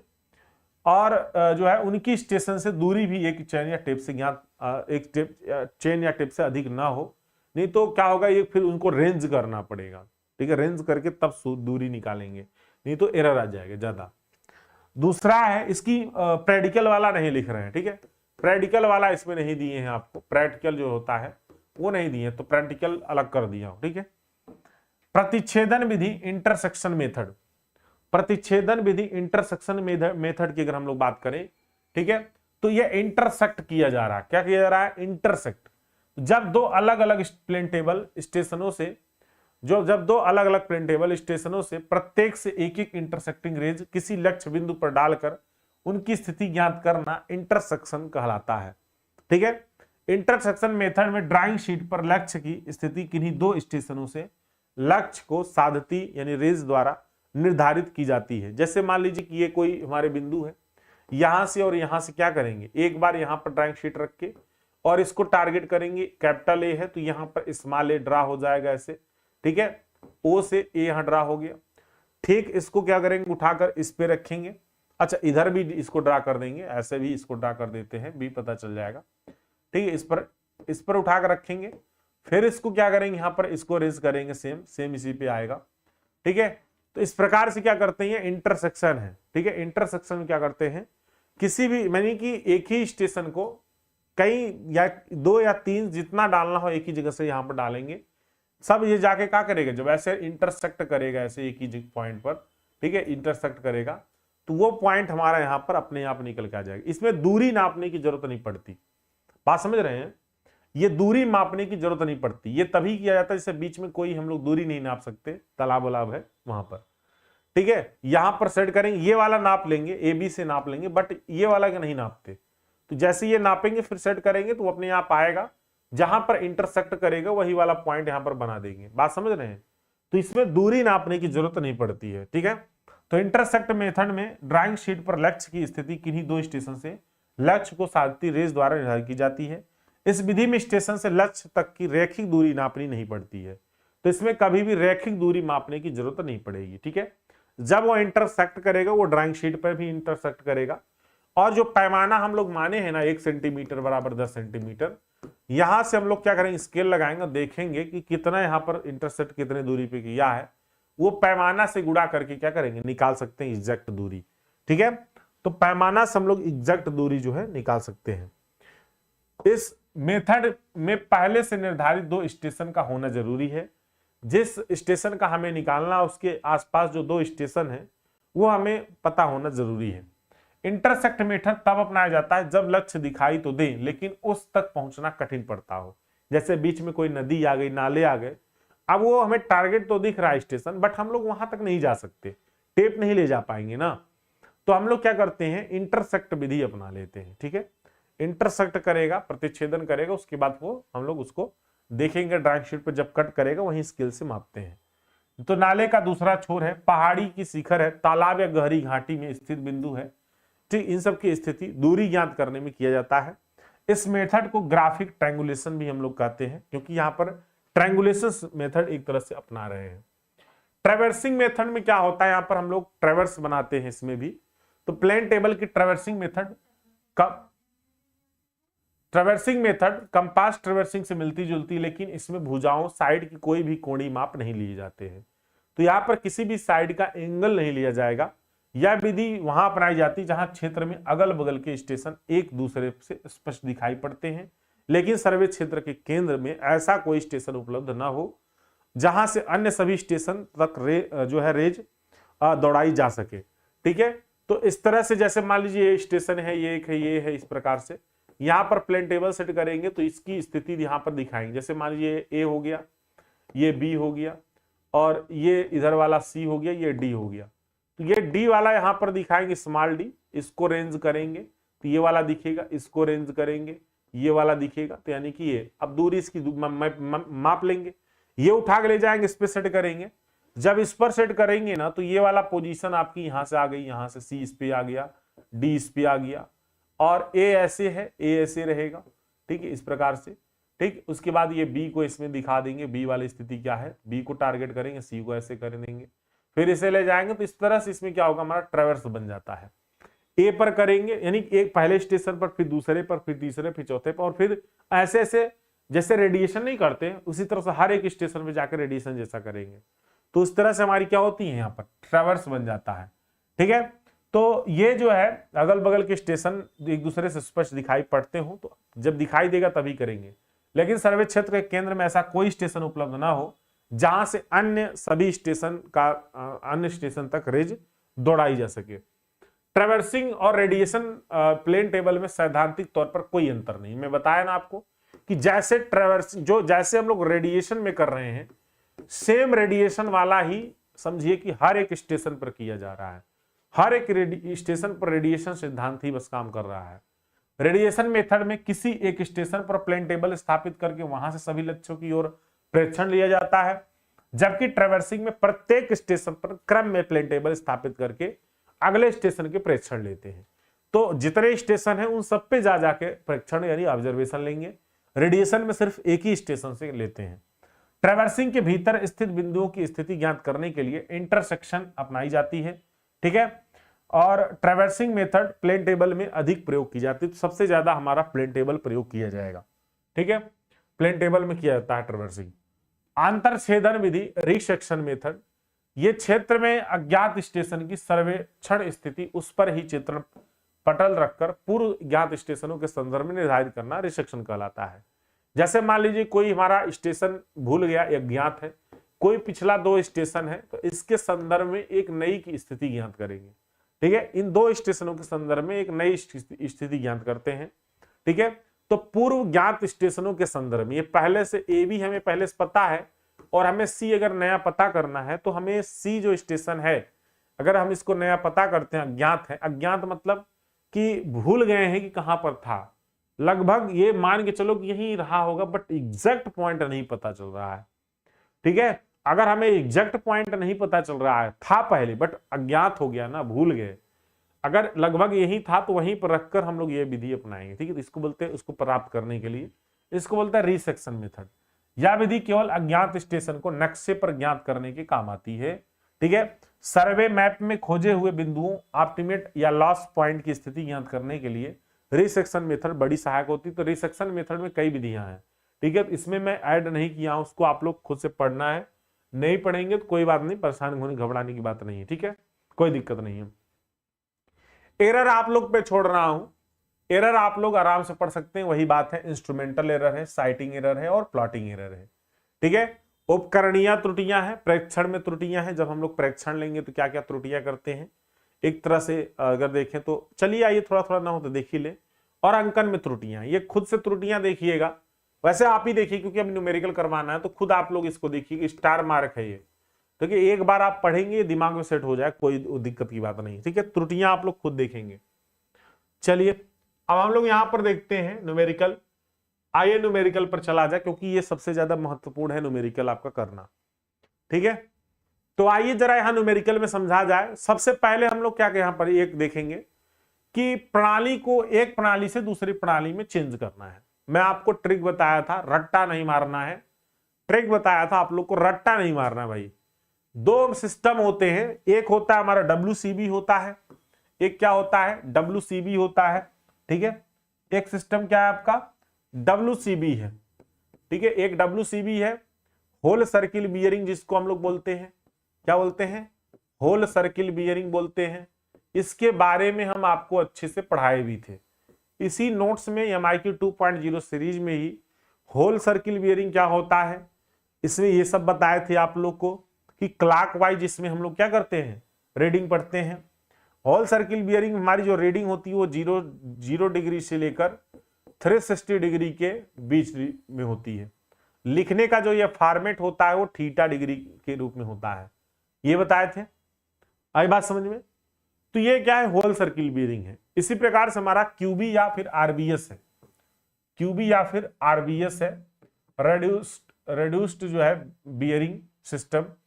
ठीक, तो या फिर इसको क्वाड्रेंटल बियरिंग सिस्टम कहते हैं, quadrantal bearing system, bearing system. इसमें क्या होता है आपका, ये जो है नॉर्थ 0 से 90 डिग्री इसमें रहता है, लेकिन इसमें जो अंकन होता है वो हम लोग क्या करते हैं, इसमें जो है हम लोग नॉर्थ से जो है ईस्ट करते हैं। ठीक है, नॉर्थ थीटा ईस्ट इस रूप में दिखाएंगे किसी चीज को, नॉर्थ थीटा ईस्ट दिखाते हैं, नॉर्थ थीटा वेस्ट दिखाते हैं, साउथ थीटा ईस्ट दिखाते हैं, साउथ थीटा वेस्ट में दिखाते हैं ना, यही दिखाते थे। मैं आपको सिखाया था कि एक रूप से दूसरे रूप में बदलना, दूसरे रूप से एक रूप में बदलना। ये इसलिए जरूरी है कि बाय द वे अगर न्यूमेरिकल आ गया ना बड़े बड़े, तो अगर उसमें बदलना पड़े तो बदलना चाहिए। ठीक है, तभी आप न्यूमेरिकल सॉल्व कर सकते हैं। तो यही चीज क्वेश्चन कर रहा है कि निम्न को एक प्रणाली से दूसरे प्रणाली में परिवर्तित करें। तो यहां पर आपसे ये नहीं कहेगा, अगर कह दे तो ठीक है, नहीं ये कहेगा ना कि एक रूप से किस रूप में बदलना है। अब आपको इससे डाटा देख के आपको समझना है ये किस रूप में है। अभी ये किस रूप में है, 320 डिग्री किस रूप में है, WCB में है। किसमें है ये, WCB में है। यदि इसको हम लोग RB में बदल दें तब, या फिर QB में बदल दें तब क्या डाटा आएगा इसका बताइए, 320 डिग्री। 320 डिग्री का मतलब समझ रहे हैं आप? देखिए तुरंत क्या करेंगे, सबसे पहले तुरंत क्या करेंगे, इस प्रकार से ये बनाएंगे आप। ठीक है, ये नॉर्थ हो गया, ये साउथ हो गया, ईस्ट हो गया, वेस्ट, वही बगल में ही बनाएंगे, कहीं चुरा के नहीं, पीछे नहीं, कॉपी में ही बगल में ही वही बना लेंगे। 320 डिग्री है यानी कि ये ऐसे जाएगा 320 डिग्री, कुछ इधर आएगा, कहाँ आएगा, कुछ इधर आएगा। तो ये क्या है हमारा 320 डिग्री आएगा नॉर्थ से। ठीक है, 320 डिग्री नॉर्थ से आएगा इस पे। अब आपको आरबी में चेंज करना है, तो अगर आरबी में चेंज करना होगा तो हमें नॉर्थ इसमें चला गया तो नॉर्थ से वेस्ट लेना पड़ेगा, यानी नॉर्थ से वेस्ट लेंगे तो ये वाला डाटा इधर से लेंगे। तो जब ये वाला डाटा लेंगे तो थीटा ये वाला लिया जाएगा। तो 360 क्या करेंगे, 360 माइनस 320 करेंगे, क्योंकि टोटल 360 था, और अगर ये 320 माइनस होगा तो ये हमारा थीटा निकल जाएगा। तो यहां पर क्या करेंगे भाई, यहां पर हम लोग आरबी में निकाल रहे हैं तो क्या लिखेंगे इसको, नॉर्थ से वेस्ट, तो नॉर्थ से 360 माइनस 320 डिग्री वेस्ट, ठीक है। तो नॉर्थ 60 में से 20 गए 40, तो 40 डिग्री वेस्ट आएगा। क्या आंसर सही है, क्या आंसर सही है? अरे आप लोग भी कुछ बताएंगे, 2 क्वेश्चन प्लेन टेबल्स आते हैं। अरे आपो लोग आंसर बताइए ना, ये सबको क्या दिक्कत है, शाम तो नहीं सूंघ गया? हाँ, दूसरा क्वेश्चन सॉल्व करिए।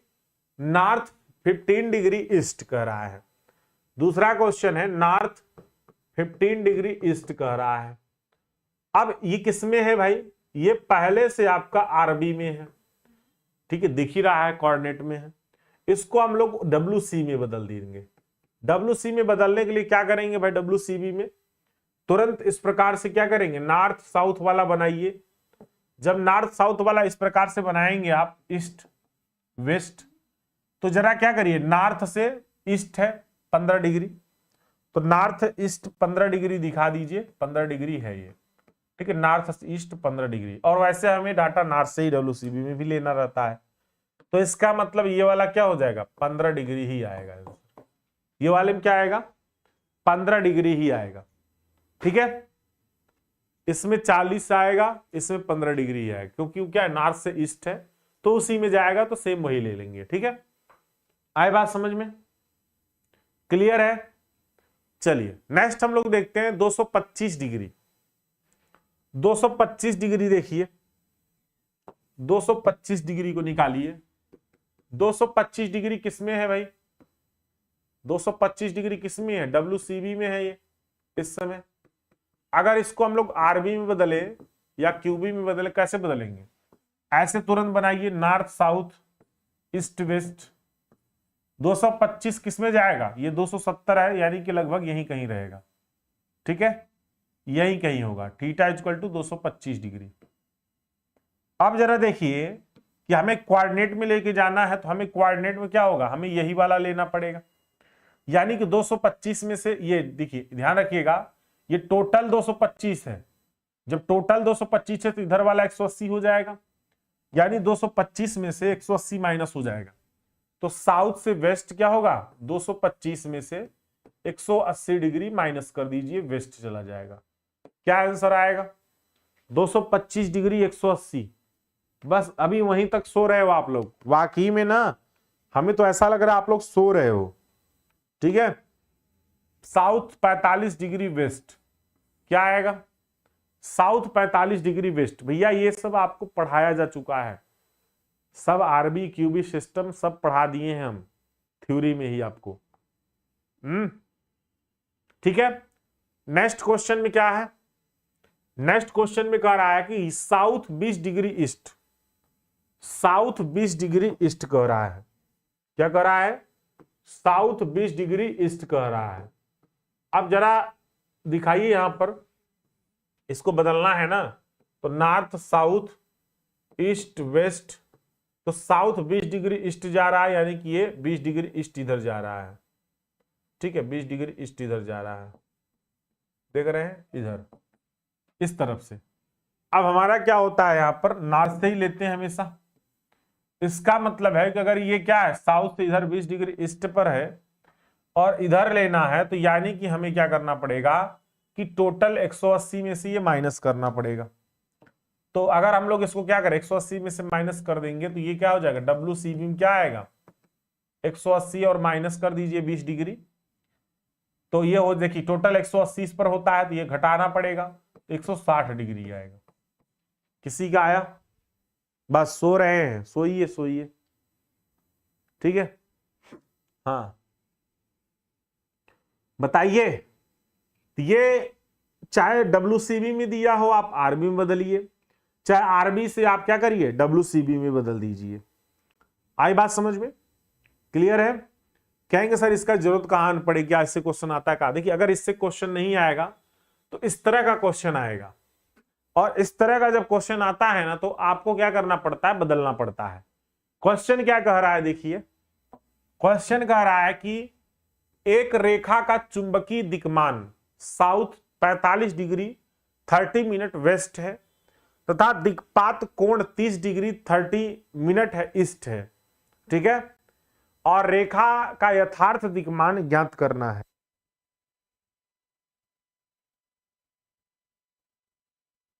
ठीक है, तो रेखा यथार्थ दिक्मान की गणना करें। ठीक है, ये चुंबकीय दिक्मान क्या है, मैग्नेटिक बियरिंग है, और ये जो दिक्पात कोण है ना, ये आपका डेक्लिनेशन इसको बोलते हैं। क्या बोलते हैं, डेक्लिनेशन बोलते हैं। ठीक है, डेक्लिनेशन दो तरह के होते हैं, मैंने आपको बताया है। एक हमारा पॉजिटिव होता है और एक निगेटिव होता है, थ्योरी पढ़ाते समय बताया था अच्छे से। पॉजिटिव होता है, निगेटिव। पॉजिटिव क्या होता है आपका, ईस्ट होता है, और निगेटिव क्या होता है, वेस्ट होता है ना। डेक्लिनेशन दो तरह के, यदि डेक्लिनेशन ई लगा है ईस्ट हो जाएगा तो हमें जोड़ना पड़ेगा, और यदि हमारा क्या है, डेक्लिनेशन हमारा जो है निगेटिव है तो वेस्ट क्या करना पड़ेगा, घटाना पड़ेगा। आप लोग को बताया था कि जब भी आपको ट्रू बियरिंग निकालना हो, ट्रू बियरिंग हमारा तभी निकलता है जब हम लोग मैग्नेटिक बियरिंग क्या करें, magnetic bearing plus minus declination करते हैं। क्या करते हैं, प्लस माइनस डेक्लिनेशन। ठीक है, ये क्या है आपका, this is formula for the find out true bearing. ठीक है, true bearing is equal to magnetic bearing plus minus declination. Short में लिखना चाहे TV is equal to M B plus minus theta east or west, जैसा आपकी मर्जी। ठीक है, इस तरह से ये हम लोग क्या करेंगे, निकालेंगे। अब जरा देखिए इसमें हम लोग क्या करेंगे, आइए इस क्वेश्चन को सॉल्व करते हैं। तो ये फार्मूला आपको एकदम कंठस्थ कर लीजिए। कंठस्थ क्या करना, दिमाग तो थ्योरी पढ़े ही हो, जितना मैग्नेटिक बियरिंग है उसमें कुछ ना कुछ डिक्लिनेशन होता है, तो जब जोड़ोगे तभी ट्रू बियरिंग आएगा ना। भौगोलिक स्थिति का जो हमारा नॉर्थ साउथ डायरेक्शन होता है, नॉर्थ साउथ पोल पृथ्वी का, वो ट्रू बियरिंग ही होता है, तभी निकलेगा ना जब मैग्नेटिक में डेक्लिनेशन जोड़ा जाएगा या घटाया जाएगा। क्वेश्चन कह रहा है कि एक रेखा का चुंबकीय दिक्मान, अब देखो जो मैग्नेटिक बियरिंग यहां पर दिया गया है वो साउथ 45 डिग्री 30 मिनट वेस्ट दिया गया है। ठीक है, वेस्ट दिया गया है। अब ये किसमें दिया है, आरबी में दिया है। तो आरबी में जब ऐसा क्वेश्चन दिया हो तो इसको सबसे पहले किसमें बदलेंगे, इसको सबसे पहले डब्ल्यूसी में बदलिए। तो डब्ल्यूसी में बदलने के लिए क्या करेंगे भाई, क्या करेंगे, यहां पर तुरंत ऐसे नॉर्थ साउथ दिखा दीजिए, नॉर्थ साउथ। ठीक है, ईस्ट वेस्ट। देखिए कह रहा है साउथ से वेस्ट है, साउथ से वेस्ट है कितना, 45 डिग्री जो है, 45 डिग्री 35 मिनट। अब देखिए अगर हमें ये डाटा लेना होगा तो ये हमें नॉर्थ से लेना पड़ेगा ना, ये कहां से लेना पड़ेगा, नॉर्थ से लेना पड़ेगा, यानी कि इसमें 180 जोड़ना पड़ेगा। तो अगर हमें यहां पर क्या करें, अगर इसको हमको एमबी निकालना है होल सर्किल बियरिंग में, 180 डिग्री जोड़ना पड़ेगा। तो 45 डिग्री 35 मिनट प्लस 180 डिग्री, तब हमारा निकल के क्या आ जाएगा, तब हमारा निकल के आएगा, देखिए 45 डिग्री 35 मिनट प्लस 180। अभी एरर वाला क्वेश्चन इसके ठीक बाद ही करेंगे। ठीक है, 225 डिग्री 35 मिनट, डिग्री 35 मिनट। ठीक है, अब ये होल सर्किल बियरिंग में आ गया। करा डेक्लिनेशन कोण 3 डिग्री 30 मिनट ईस्ट है। ठीक है, तो हम ट्रू बियरिंग कैसे यहां पर निकालेंगे, जरा देखिए। True bearing is equal to क्या होगा, मैग्नेटिक बियरिंग, और यहां पर प्लस लगाएंगे क्योंकि थीटा डिग्री ईस्ट है, ईस्ट है। मैग्नेटिक बियरिंग क्या हो जाएगा, दे दिया गया 225 degree 35 minute plus 3 degree 30 minute east हो जाएगा। तो ट्रू बियरिंग क्या आ जाएगा भाई, यथार्थ जो दिक्मान है ना, यथार्थ दिक्मान का मतलब होता है ट्रू बियरिंग। यथार्थ दिक्मान का मतलब क्या है, true bearing. True bearing is equal to यथार्थ दिक्मान। ठीक है, तो ये क्या हो जाएगा आपका 225 degree 35 minute plus 3 degree 30 minute, ये हो जाएगा 229 डिग्री 5 मिनट, 229 डिग्री 5 मिनट। ये हमारा ट्रू बियरिंग आंसर आएगा इसका। आई बात समझ में? क्लियर है? ये 160 डिग्री कहां से लिख रहे हो जी? यहां पर 160 की क्या जरूरत कहां पर है? हाँ,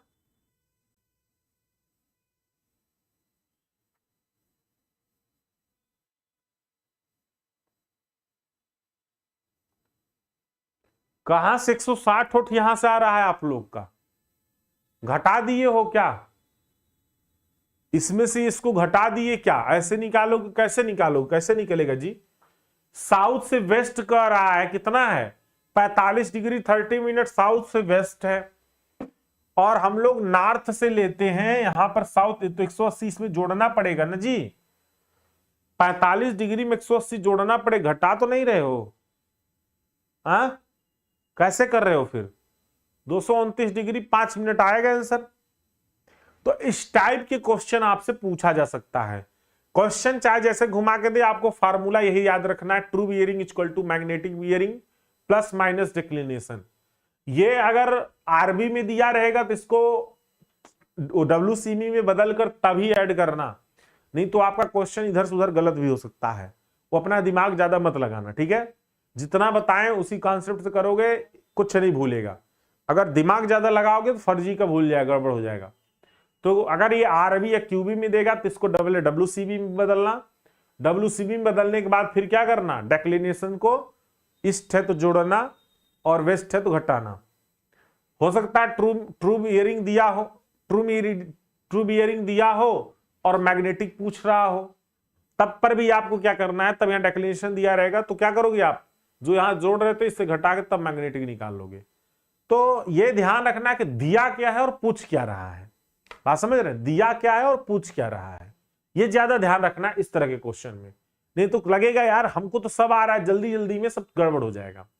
ठीक है, कुछ लोग ध्यान नहीं देते हैं, चुंबकीय वाले के जगह पर ट्रू निकालने लगते हैं, इस तरह से उल्टा सीधा रख देते हैं, तो क्वेश्चन गलत हो जाता है। ठीक है, इस टाइप के क्वेश्चन आप जरूर ध्यान कर लीजिएगा, छोटे क्वेश्चन ही हो सकता है पूछ ले। आइए हम लोग नेक्स्ट क्वेश्चन देखते हैं, एरर वाला। एरर वाले क्वेश्चंस ज्यादा पूछे जाते हैं एग्जाम में। ठीक है, क्यों भैया न्यूमेरिकल नहीं पढ़ रहे? कुछ लोग चले गए, लग रहा है उनको न्यूमेरिकल नहीं पढ़ना है। ठीक है, चलिए आइए अब हम लोग देखते हैं इसका एरर का न्यूमेरिकल है ये। देखिए जब भी इस तरह का एरर का न्यूमेरिकल आएगा ना तो घबराना नहीं है, जरा सा भी नहीं घबराना है, धैर्य से एकदम काम करना है। अगर ऐसा क्वेश्चन न्यूमेरिकल आए, क्वेश्चन क्या कह रहा है, ध्यान से पहले क्वेश्चन को पढ़ना है। एक चक्रम ABCDEA, कैसा चक्रम है? कोई ABCDE ऐसे इस तरह से कोई एक चक्रम होगा ऐसे। ठीक है, ये क्या है? A स्टेशन है, B स्टेशन है, C है, D है, E है, ठीक है, और फिर A है। इस तरह से कोई एक इस प्रकार से चक्रमण या फिर ट्रेवर्स है जिसका क्या दिया गया है? बियरिंग दिया गया है। स्थानीय आकर्षण के लिए, यानी कि लोकल अट्रैक्शन के लिए, लोकल अट्रैक्शन के लिए जहां आवश्यक हो इन्हें संशोधित कीजिए। क्या होता है कि जब भी डाटा ये लिया जाता है ट्रेवर्सिंग करते समय, जैसे AB जो है, AB पे हमारी हमेशा 2 रीडिंग आएगी, एक फोर बियरिंग होगा, एक बैक बियरिंग होगा। ये थ्योरी क्लास में आपको समझाए थे अच्छी तरह से, अभी क्लास जो थ्योरी चली उसमें बताए थे कि ये अग्रदिक्मान मतलब क्या है आपका? इसको हम लोग फोर बियरिंग बोलते हैं। क्या बोलते हैं? अग्रदिक्मान को फोर बियरिंग बोलते हैं। ठीक है, यानी कि FB बोलते हैं। क्या बोलते हैं? FB बोलते हैं।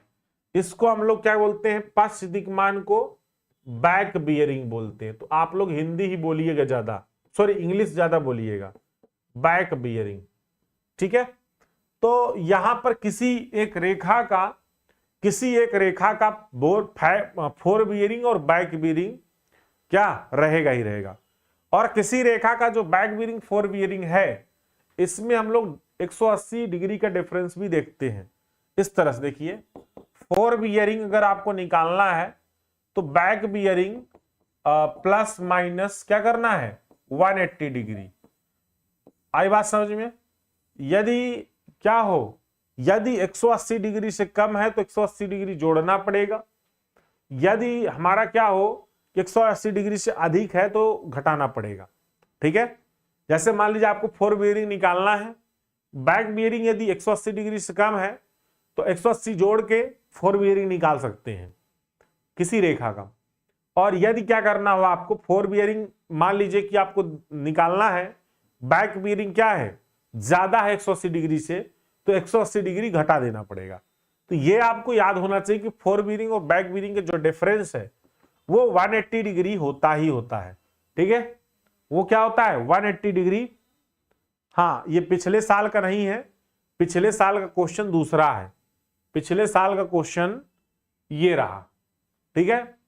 पिछले साल का क्वेश्चन ये रहा, वो और पहले का क्वेश्चन है। तो ये दोनों क्वेश्चन अगर आप करना सीख गए तो आप न्यूमेरिकल, ठीक है, तो आप न्यूमेरिकल अच्छी तरह से कर सकते हैं, ठीक। चलिए आइए अब आगे देखते हैं, इसका न्यूमेरिकल किया जाए फटाफट। देखिए सभी लोग कैलकुलेटर ओपन कर लीजिए। सबसे पहले जैसे क्वेश्चन ये मिला करे ना, कैसे प्रोसीजर अपनाएंगे, मेरी बातों को ध्यान सुनिए, नहीं तो वहीं पर दाल चावल हो जाएगा, सब खिला खत्म। तो ये आपको पता हो गया कि बैक बियरिंग फोर बियरिंग का जो डिफरेंस है 180 डिग्री होना चाहिए ना। तो जब ऐसे क्वेश्चंस मिलेगा तो सबसे पहले ऐसे क्वेश्चन को पेपर में ही रहने देंगे, प्रश्नोत्तर क्रमांक डालेंगे हम लोग। ये क्या है हमारा, this is four bearing, this is back bearing, और कैलकुलेटर उठाएंगे और तुरंत क्या करेंगे, फोर बियरिंग और बैक बियरिंग में डिफरेंस चेक करेंगे। क्या चेक करेंगे, डिफरेंस चेक करेंगे, ए बी रेखा बीसी और सी डी डी ई ए का। जब हम डिफरेंस यहां पर देखते हैं, जैसे आप 80 और 260 का डिफरेंस करिए, 80 और 260 का अगर आप डिफरेंस करते हैं तो आपको यहां दिखता है कि 180 डिग्री, ठीक है। आई बात समझ में। तो इसका मतलब है कि इन दोनों का डिफरेंस क्या है, 180 डिग्री आ रहा है। तो इसका मतलब है कि ये क्या है, लोकल अट्रैक्शन से फ्री है। क्या है, लोकल अट्रैक्शन से फ्री है। आई बात समझ में।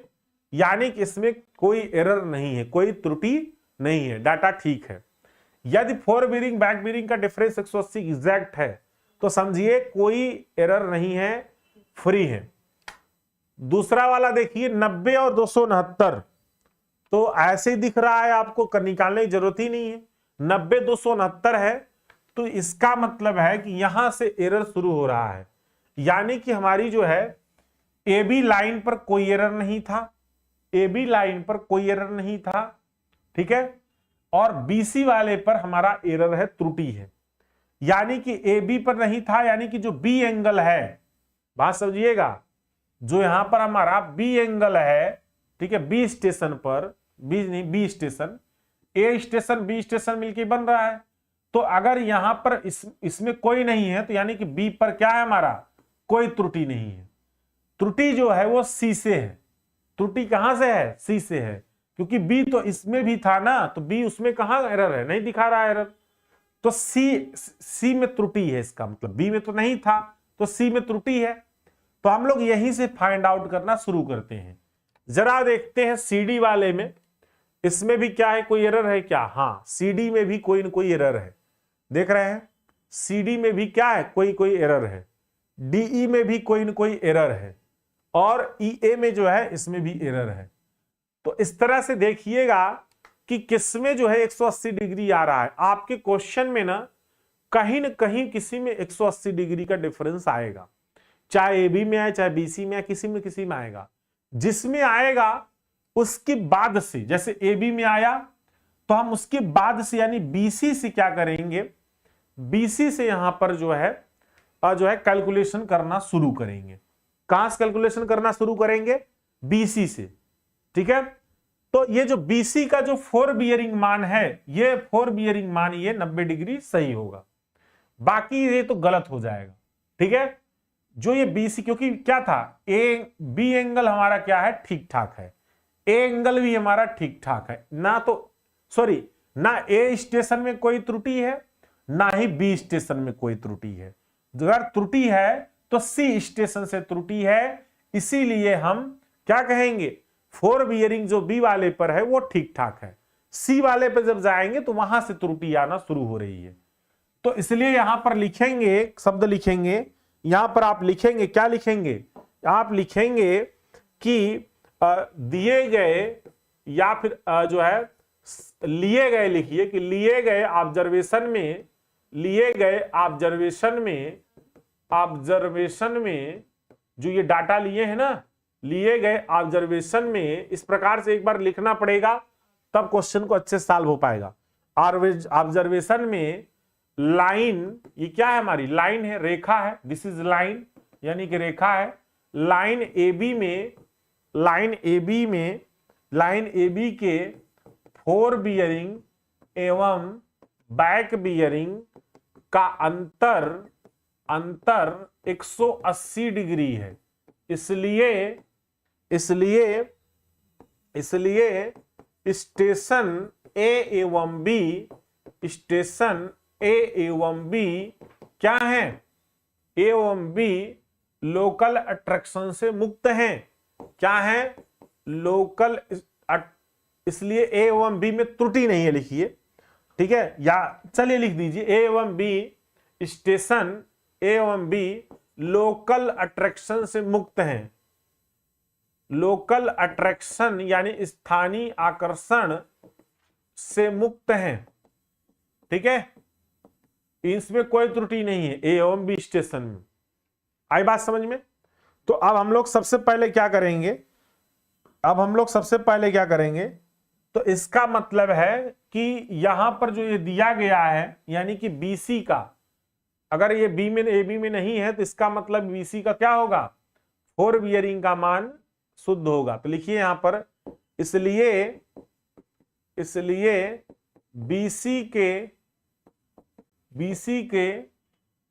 BC के फोर बियरिंग का मान सही होगा,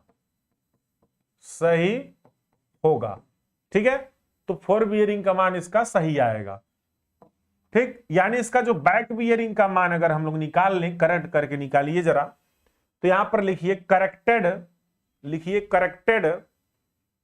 BC का करेक्टेड बैक बियरिंग का मान।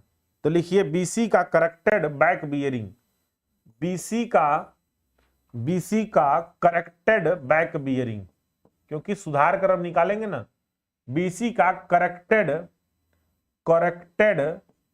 बैक बियरिंग कैसे निकलेगा, जरा सोचिए कैसे निकलेगा, दिमाग लगाइए। जब फोर बियरिंग सही था और इसी का बैक निकालना है तो 180 से कम है तो जोड़ दीजिए, यानी 90 डिग्री में क्या करेंगे, प्लस 180 डिग्री करेंगे तो 9 8 17 यानी कि 270 डिग्री हो जाएगा। तो इसका मतलब है BC का जो करेक्टेड है वो क्या है, 270 डिग्री, लेकिन यहां पर क्या है, 269 है। जब ऑब्जर्वेशन लिया गया तो 269 आ रहा है, रियल में कितना होना चाहिए, 270, यानी कि 1 डिग्री का क्या है, त्रुटि है। किस प्रकार की त्रुटि है, ये कम है, यानी कि इसमें माइनस यानी निगेटिव त्रुटि है। कैसे त्रुटि है, निगेटिव त्रुटि है। तो यहां पर लिखिए कि ऑब्जर्वेशन, यहां पर लिखिए BC का प्रेक्षित या फिर BC का ऑब्जर्वेशन या BC का लिया गया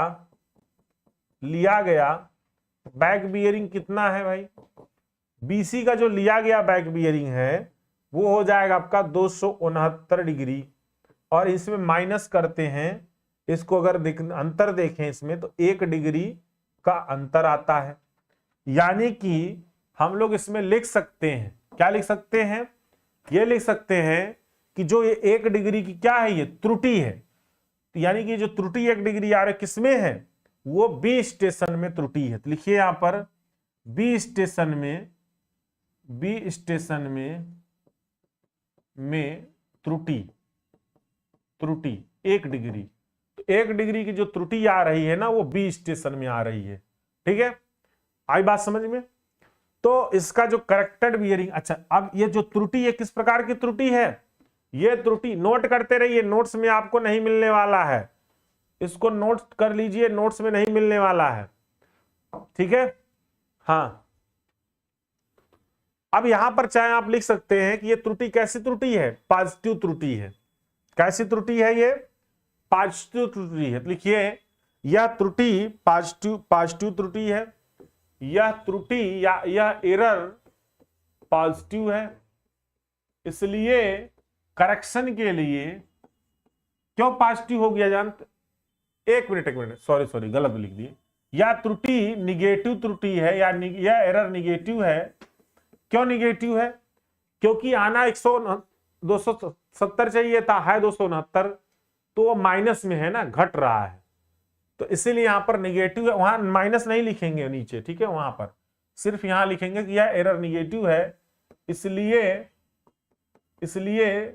करेक्शन के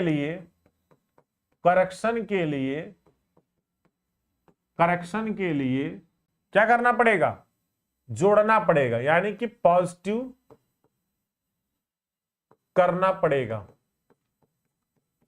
या करेक्शन पॉजिटिव करना पड़ेगा, ठीक है। तो इसमें क्या लिखेंगे अब? जो हमारी नेक्स्ट वाली नई वाली है, अब नई वाली क्या होगा जरा देखिए, सीडी वाला। नई वाला क्या है? सीडी वाला, यानी कि हमारा जो है सीडी पर क्या करेंगे, यहां पर इसका जरा निकालिए सीडी पर, ठीक है, तो यही 1 डिग्री, तो लिखिए सीडी का 4 बियरिंग, तो लिखिए सीडी का 4 बियरिंग, सीडी का 4 बियरिंग कितना है भाई? 120। सीडी का 4 बियरिंग कितना है? 120 डिग्री, और इसमें क्या करेंगे? करेक्शन ऐड कर देंगे 1 डिग्री, 121 डिग्री आ जाएगा, ठीक है। और अगर सीडी का हम लोग बैक बियरिंग निकालें, सीडी का बैक बियरिंग यदि निकालते हैं, क्या होगा? 121 डिग्री प्लस 180 डिग्री, ठीक है, तो ये हो जाएगा 12 8 20। कितना आएगा आपका? 121 और 180 8 301 आएगा क्या ना? 301 डिग्री, ठीक है। अब देखिए सीडी का जो बैक बियरिंग है वो कितना आ रहा है? 301 डिग्री का। अच्छा ये करेक्टेड है, एक ओ हो सीडी का करेक्टेड लिखना चाहिए था, गड़बड़ लिख दिए। सीडी का करेक्टेड लिखिए, करेक्टेड 4 बियरिंग, सीडी का corrected back bearing, corrected back bearing. और यदि सीडी का जो बैक बियरिंग प्रेक्षित वाला निकालें, सीडी का लिया गया बैक बियरिंग, जो डाटा लिया गया है बैक बियरिंग कितना है भाई? वो भी शायद 301 ही है क्या क्वेश्चन में ना? हाँ ये 301 ही है। इसका मतलब है कि डी पर कोई एरर नहीं है, डी स्टेशन में नहीं, हाँ डी स्टेशन में एरर नहीं है इसका मतलब, ठीक है। तो यहां पर लिखेंगे क्या? इसमें लिखिए, अच्छा ये स्टेशन क्या लिखे? बी में त्रुटि लिखे हैं, किसमें लिखे हैं? ये सी में त्रुटि होगा जी, बी में थोड़ी ना त्रुटि है, बी मतलब सही है, स्टेशन सी में त्रुटि है, सही कर लीजिए। स्टेशन सी में त्रुटि कितना आ रहा है? 1 डिग्री आ रही है स्टेशन सी में त्रुटि, ठीक है। स्टेशन सी में त्रुटि 1 डिग्री आ रही है। आगे हम लोग यहां पर देखिए लिखेंगे कि जो यहां पर लिए हैं सीडी वाला, सेम वही फिर इसमें भी आ रहा है 301, यानी कि जो डिफरेंस है वो 0 डिग्री, यानी कि स्टेशन जो है, स्टेशन डी में त्रुटि क्या है? 0 है। तो डी में कितना त्रुटि है? 0, ठीक है। आई बात समझ में? तो इसका मतलब है कि जो ये 4 बियरिंग इसका वाला है वही रहेगा, यानी कि ये जो 4 बियरिंग है डीई वाला, तो इसका मतलब डी वाले के 4 बियरिंग में कोई परिवर्तन नहीं, तो लिख दीजिए डी के 4 बियरिंग में एफबी में, इसलिए डीई के 4 बियरिंग में कोई त्रुटि नहीं होगी, कोई त्रुटि नहीं होगी, ठीक है। डी का 4 बियरिंग हो जाएगा आपका, कितना हो जाएगा डी का 4 बियरिंग? क्वेश्चन में देखिए कितना दिया है भाई? 120 डिग्री। एक मिनट,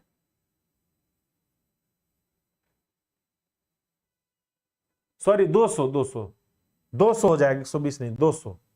तो 200 डिग्री हो जाएगा आपका फोर बियरिंग डी का, ठीक है, हाँ डी का। तो इसमें कोई त्रुटि नहीं है। लेकिन अगर इसका बैक बियरिंग निकाला जाए तब, यदि इसका हम लोग बैक बियरिंग निकालें तब, तो लिखिए कि डी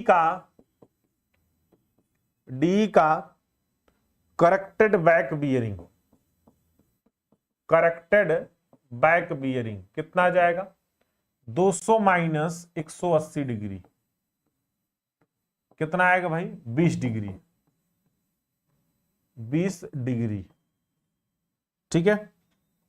अब जरा देखिए, जो हम लोग डी वाला क्या है डाटा लिए हैं, डी वाला का बैक बियरिंग जो हम लोग लिए हैं उसको देखिए, डी का लिया गया बैक बियरिंग या प्रेक्षित बैक बियरिंग कितना हो जाएगा, 18 डिग्री है क्या,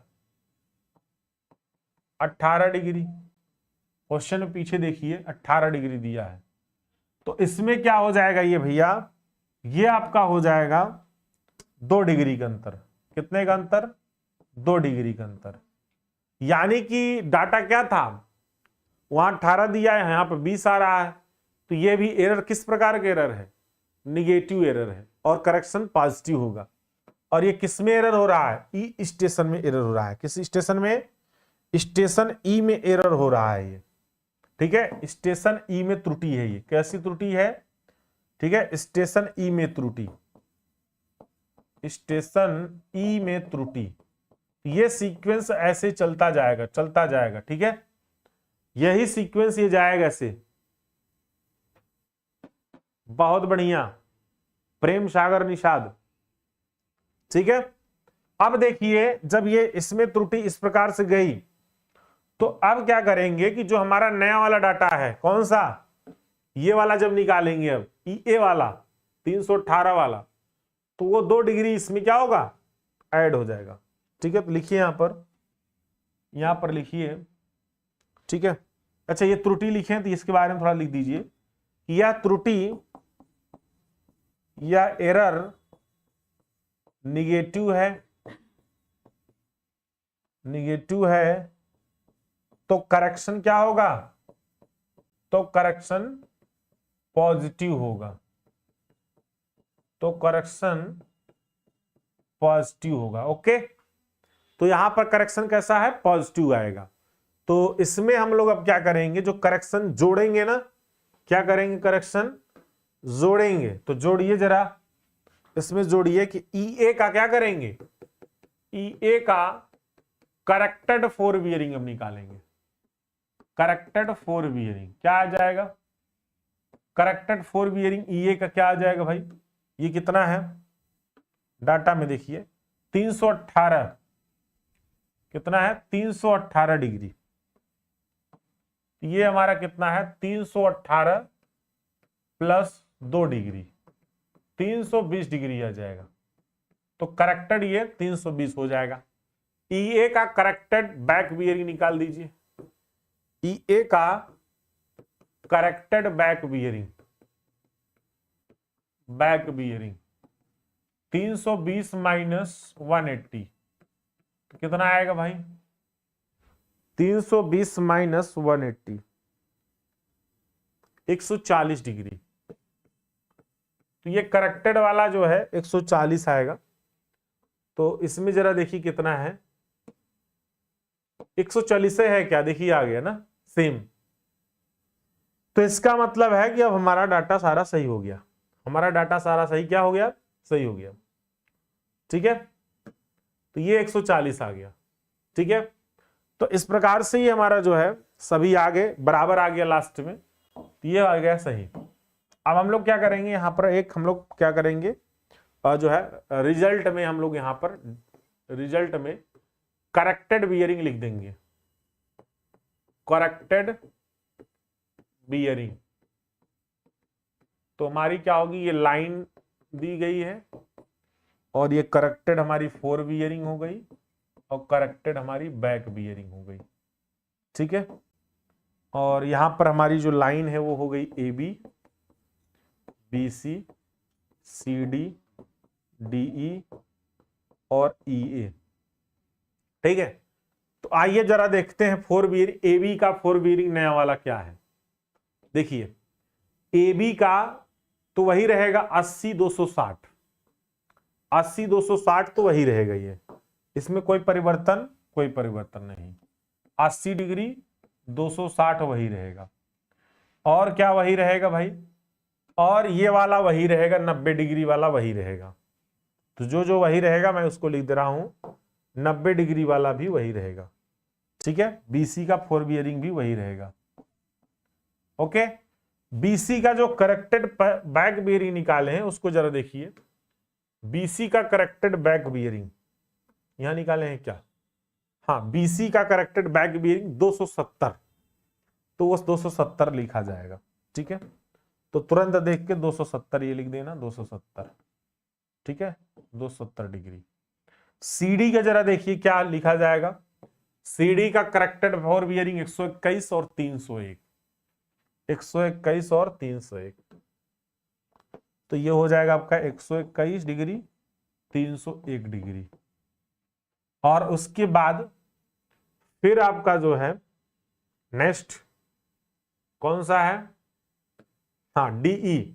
डीई में के फोर बियरिंग में कोई त्रुटि नहीं, 200, और डी करेक्टेड फोर बियरिंग 20, 200 और 20, क्या लिखेंगे, 200 और 20, ये 200 और ये 20 डिग्री, इसमें कोई डिफरेंस नहीं। ठीक है, और उसके बाद जो है, अच्छा ये वाला तो है ही है 320 140, तो लिख ही दीजिए 320 140, यही आपसे पूछ रहा था और हम लोग यही निकाले। ठीक है, आई बात समझ में। तो आपके एग्जाम में ना यही क्वेश्चन पूछता है, पिछले साल इसी टाइप का क्वेश्चन पूछा था जो कि आपके इस पीडीएफ में है। ठीक है, तो आप लोग उस क्वेश्चन को कर लेंगे, बताइए। क्वेश्चन आपको दे दिए हैं, एक बार प्रैक्टिस करिए। एक क्वेश्चन आपको करवा दिए उसी फॉर्मेट में, सेम ऐसे ही फॉर्मेट वो भी चलेगा। पहले आपको वहां पर चेक करना पड़ेगा किसमें एरर है, क्या करना पड़ेगा, किसमें एरर है उसको चेक करना पड़ेगा पहले उस क्वेश्चन में। देखिए इस क्वेश्चन में भी मैंने यही किया है। जब ऐसे क्वेश्चन आएगा तो सबसे पहले क्या करेंगे, क्वेश्चन में ध्यान सुन लीजिए फिर से एक बार इसको। जब ऐसे क्वेश्चन आएगा तो पहले ये डाटा देखना किसमें जो है लोकल अट्रैक्शन फ्री है। जिसमें फ्री होगा उसके ठीक नीचे वाली लाइन से हम लोग शुरू करेंगे। अगर डीई में फ्री होता ना तो हम ईए से शुरू करते करेक्ट करना, फिर ऊपर ए बी सी डी आ जाते इस तरह से। जिसमें 180 डिग्री आएगा यानी लोकल अट्रैक्शन जिसमें फ्री होगा उसी के ठीक नीचे वाली लाइन से हम लोग करेक्ट करना शुरू करेंगे। जैसे इसमें कहां से फ्री हुआ था, इसमें ऊपर फ्री हुआ एबी पे, तो हम लोग जब एबी पे फ्री हुआ तो शुरू कहां से किए, बीसी से शुरू किए करेक्ट करना। जहां से फ्री होगा लोकल अट्रैक्शन से उसके ठीक नीचे से शुरू करेंगे, और जहां से फ्री रहेगा उसका जो फोर बियरिंग होगा ठीक उसके बाद वाला, वो उसकी जो रीडिंग होगी वो सही होगी। इस दो चीज को ध्यान में रखना है। तो यहां पर लिखेंगे कि लिए गए ऑब्जर्वेशन में लाइन ए बी के फोर बियरिंग और बैक बियरिंग का जो अंतर है वो 180 डिग्री है, इसलिए स्टेशन ए एवं बी लोकल अट्रैक्शन से मुक्त है। इतना आपको लिखना पड़ेगा तब जाके पूरी कहानी बनेगी। फिर यहां पर इसलिए बीसी के एफ बी का मान सही होगा यानी फोर बियरिंग का मान सही होगा। ठीक है, तो आप करेक्टेड करना शुरू कर दीजिए। जब भी करेक्टेड करेंगे ना तो जो बैक बियरिंग जो सही है आपका, देखिए ये क्या है हमारा, ये जो फोर बियरिंग था ये तो ठीक है भाई। अगर फोर बियरिंग हमारा ठीक है तो हम वही ले रहे हैं, 120 90 ले रहे हैं भाई। ये क्या हो जाएगा इसका मान, इसका मान हमारा फोर बियरिंग क्या है 90 डिग्री है। तो अगर ये 90 डिग्री है तो हम क्या करेंगे, बीसी का करेक्टेड बैक बियरिंग निकालेंगे। तो 90 180 कम है तो 180 ऐड कर देंगे। तो जब ऐड करेंगे तो क्या आएगा, बैक बियरिंग आ जाएगा। लेकिन जब आया देखिए 270 आ रहा है, ये 269 है। ठीक है, तो ऐसे सिचुएशन में ये क्या हो रहा है, वैल्यू यहां पर कम है यहां ज्यादा है, तो इसका मतलब है कि ये माइनस में जा रहा है। जब माइनस में जा रहा है तो करेक्शन क्या हो गया, यहां पर त्रुटि निगेटिव चली जा रही है, और करेक्शन क्या करेंगे पॉजिटिव। यदि यही चीज वैल्यू हो सकता है चेंज हो जाती, मान लो कि ये 270 की ये क्या 272 हो जाता मान लीजिए, जो 269 यहां पर है ये 272 हो जाता, हमारी वैल्यू ये जो निकलती कम निकलती। तो इसका मतलब ये ज्यादा है, एरर क्या है, पॉजिटिव है ज्यादा हो गया तो पॉजिटिव हो गया। जब पॉजिटिव एरर हो गया तो करेक्शन क्या करेंगे, निगेटिव तब करते हैं। ठीक है, इस तरह से इसको करेंगे। अब यहां पर ये माइनस प्लस नहीं लिखना, अगर लिखोगे तो गलत हो जाएगा क्वेश्चन। ठीक है, बस वो आप डिग्री लिख के यहां पर लिख देना कि सी स्टेशन में त्रुटि 1 डिग्री। अब किस प्रकार की त्रुटि हो नीचे लिखना अगले स्टेप में। अगले स्टेप में क्या लिखना कि यह एरर पॉजिटिव है इसलिए करेक्शन, सॉरी यह एरर निगेटिव है इसलिए करेक्शन पॉजिटिव करना होगा, या करेक्शन पॉजिटिव होगा। तो सीडी का जो करेक्शन, अब सीडी का 4 बियरिंग नया होगा ना, क्योंकि करेक्शन क्या कर दिए, सी जो हमारा क्या था, सी स्टेशन पर करेक्शन था, सी स्टेशन पर करेक्शन वहां पर आ रहा है करने के लिए कह रहा है, तो सीडी का हमने क्या किया 4 बियरिंग में ही 1 डिग्री करेक्ट कर दिया। फिर उसी प्रकार से सीडी का करेक्टेड 4 बियरिंग में, बैक बियरिंग में तो 180 डिग्री जोड़ दिया, क्योंकि 180 डिग्री कम है, 301 निकल गया। सीडी का लिया गया बैक बियरिंग, जब देखेंगे लिया गया का मतलब क्या है, जो हमारा डाटा ऑब्जर्वेशन किया गया वो वाला है, तो ये 301 डिग्री आया, यानी कि 0। डी में कोई त्रुटि नहीं आई, सी में थी त्रुटि बट डी में कोई त्रुटि नहीं है। जब डी में नहीं है त्रुटि ना, जिसमें त्रुटि नहीं रहेगी अगर उससे संदर्भित क्या रहेगा हमारी, वो रेखा रहेगी। जैसे डी में नहीं त्रुटि है तो डीई रेखा बन रही है, डीए से डीई रेखा जा रही है। ठीक है, तब वहां पे क्या करेंगे, तो फिर 4 बियरिंग में कोई चेंजेस नहीं करेंगे, वही रहेगा दोस्तों। ठीक है, अगर रहता त्रुटि ना इसमें, तब ये वाला डायरेक्टली आ जाता, डीई का करेक्टेड 4 बियरिंग आ जाता, तो ये वाला ऐड जोड़ेंगे कि घटाएंगे, फिर वैसे प्रोसीजर चलने लगता। तो जब आप अगला क्वेश्चन करेंगे उसमें भी जो उसमें सीक्वेंस चलता रहेगा, क्योंकि वहां पर सभी में एरर है सिर्फ एक को छोड़कर। ठीक है, उसके बाद फिर इसे प्रक्रिया चलेगा, डीई का लिया गया, फिर 4 बियरिंग मांग, फिर ये आएगा त्रुटि, ये आई 2 डिग्री, फिर करेक्शन निगेटिव होगा, करेक्शन सॉरी एरर निगेटिव होगा, करेक्शन पॉजिटिव होगा, इस तरह से। तो ये सीक्वेंस चलता रहेगा ऐसे। ठीक है, तो ये जो नेक्स्ट क्वेश्चन है, नेक्स्ट क्वेश्चन में भी सेम यही चीज करना है जो वहां पर करवाए क्वेश्चन पीछे।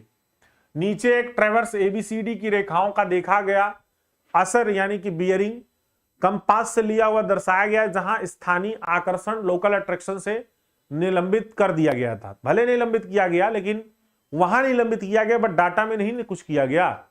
लाइनों का सही दिक्मान का पता लगाएं, तो दिक्मान यहां पर सही वाला आपसे पूछ रहा है, करेक्टेड वाला पूछ रहा है।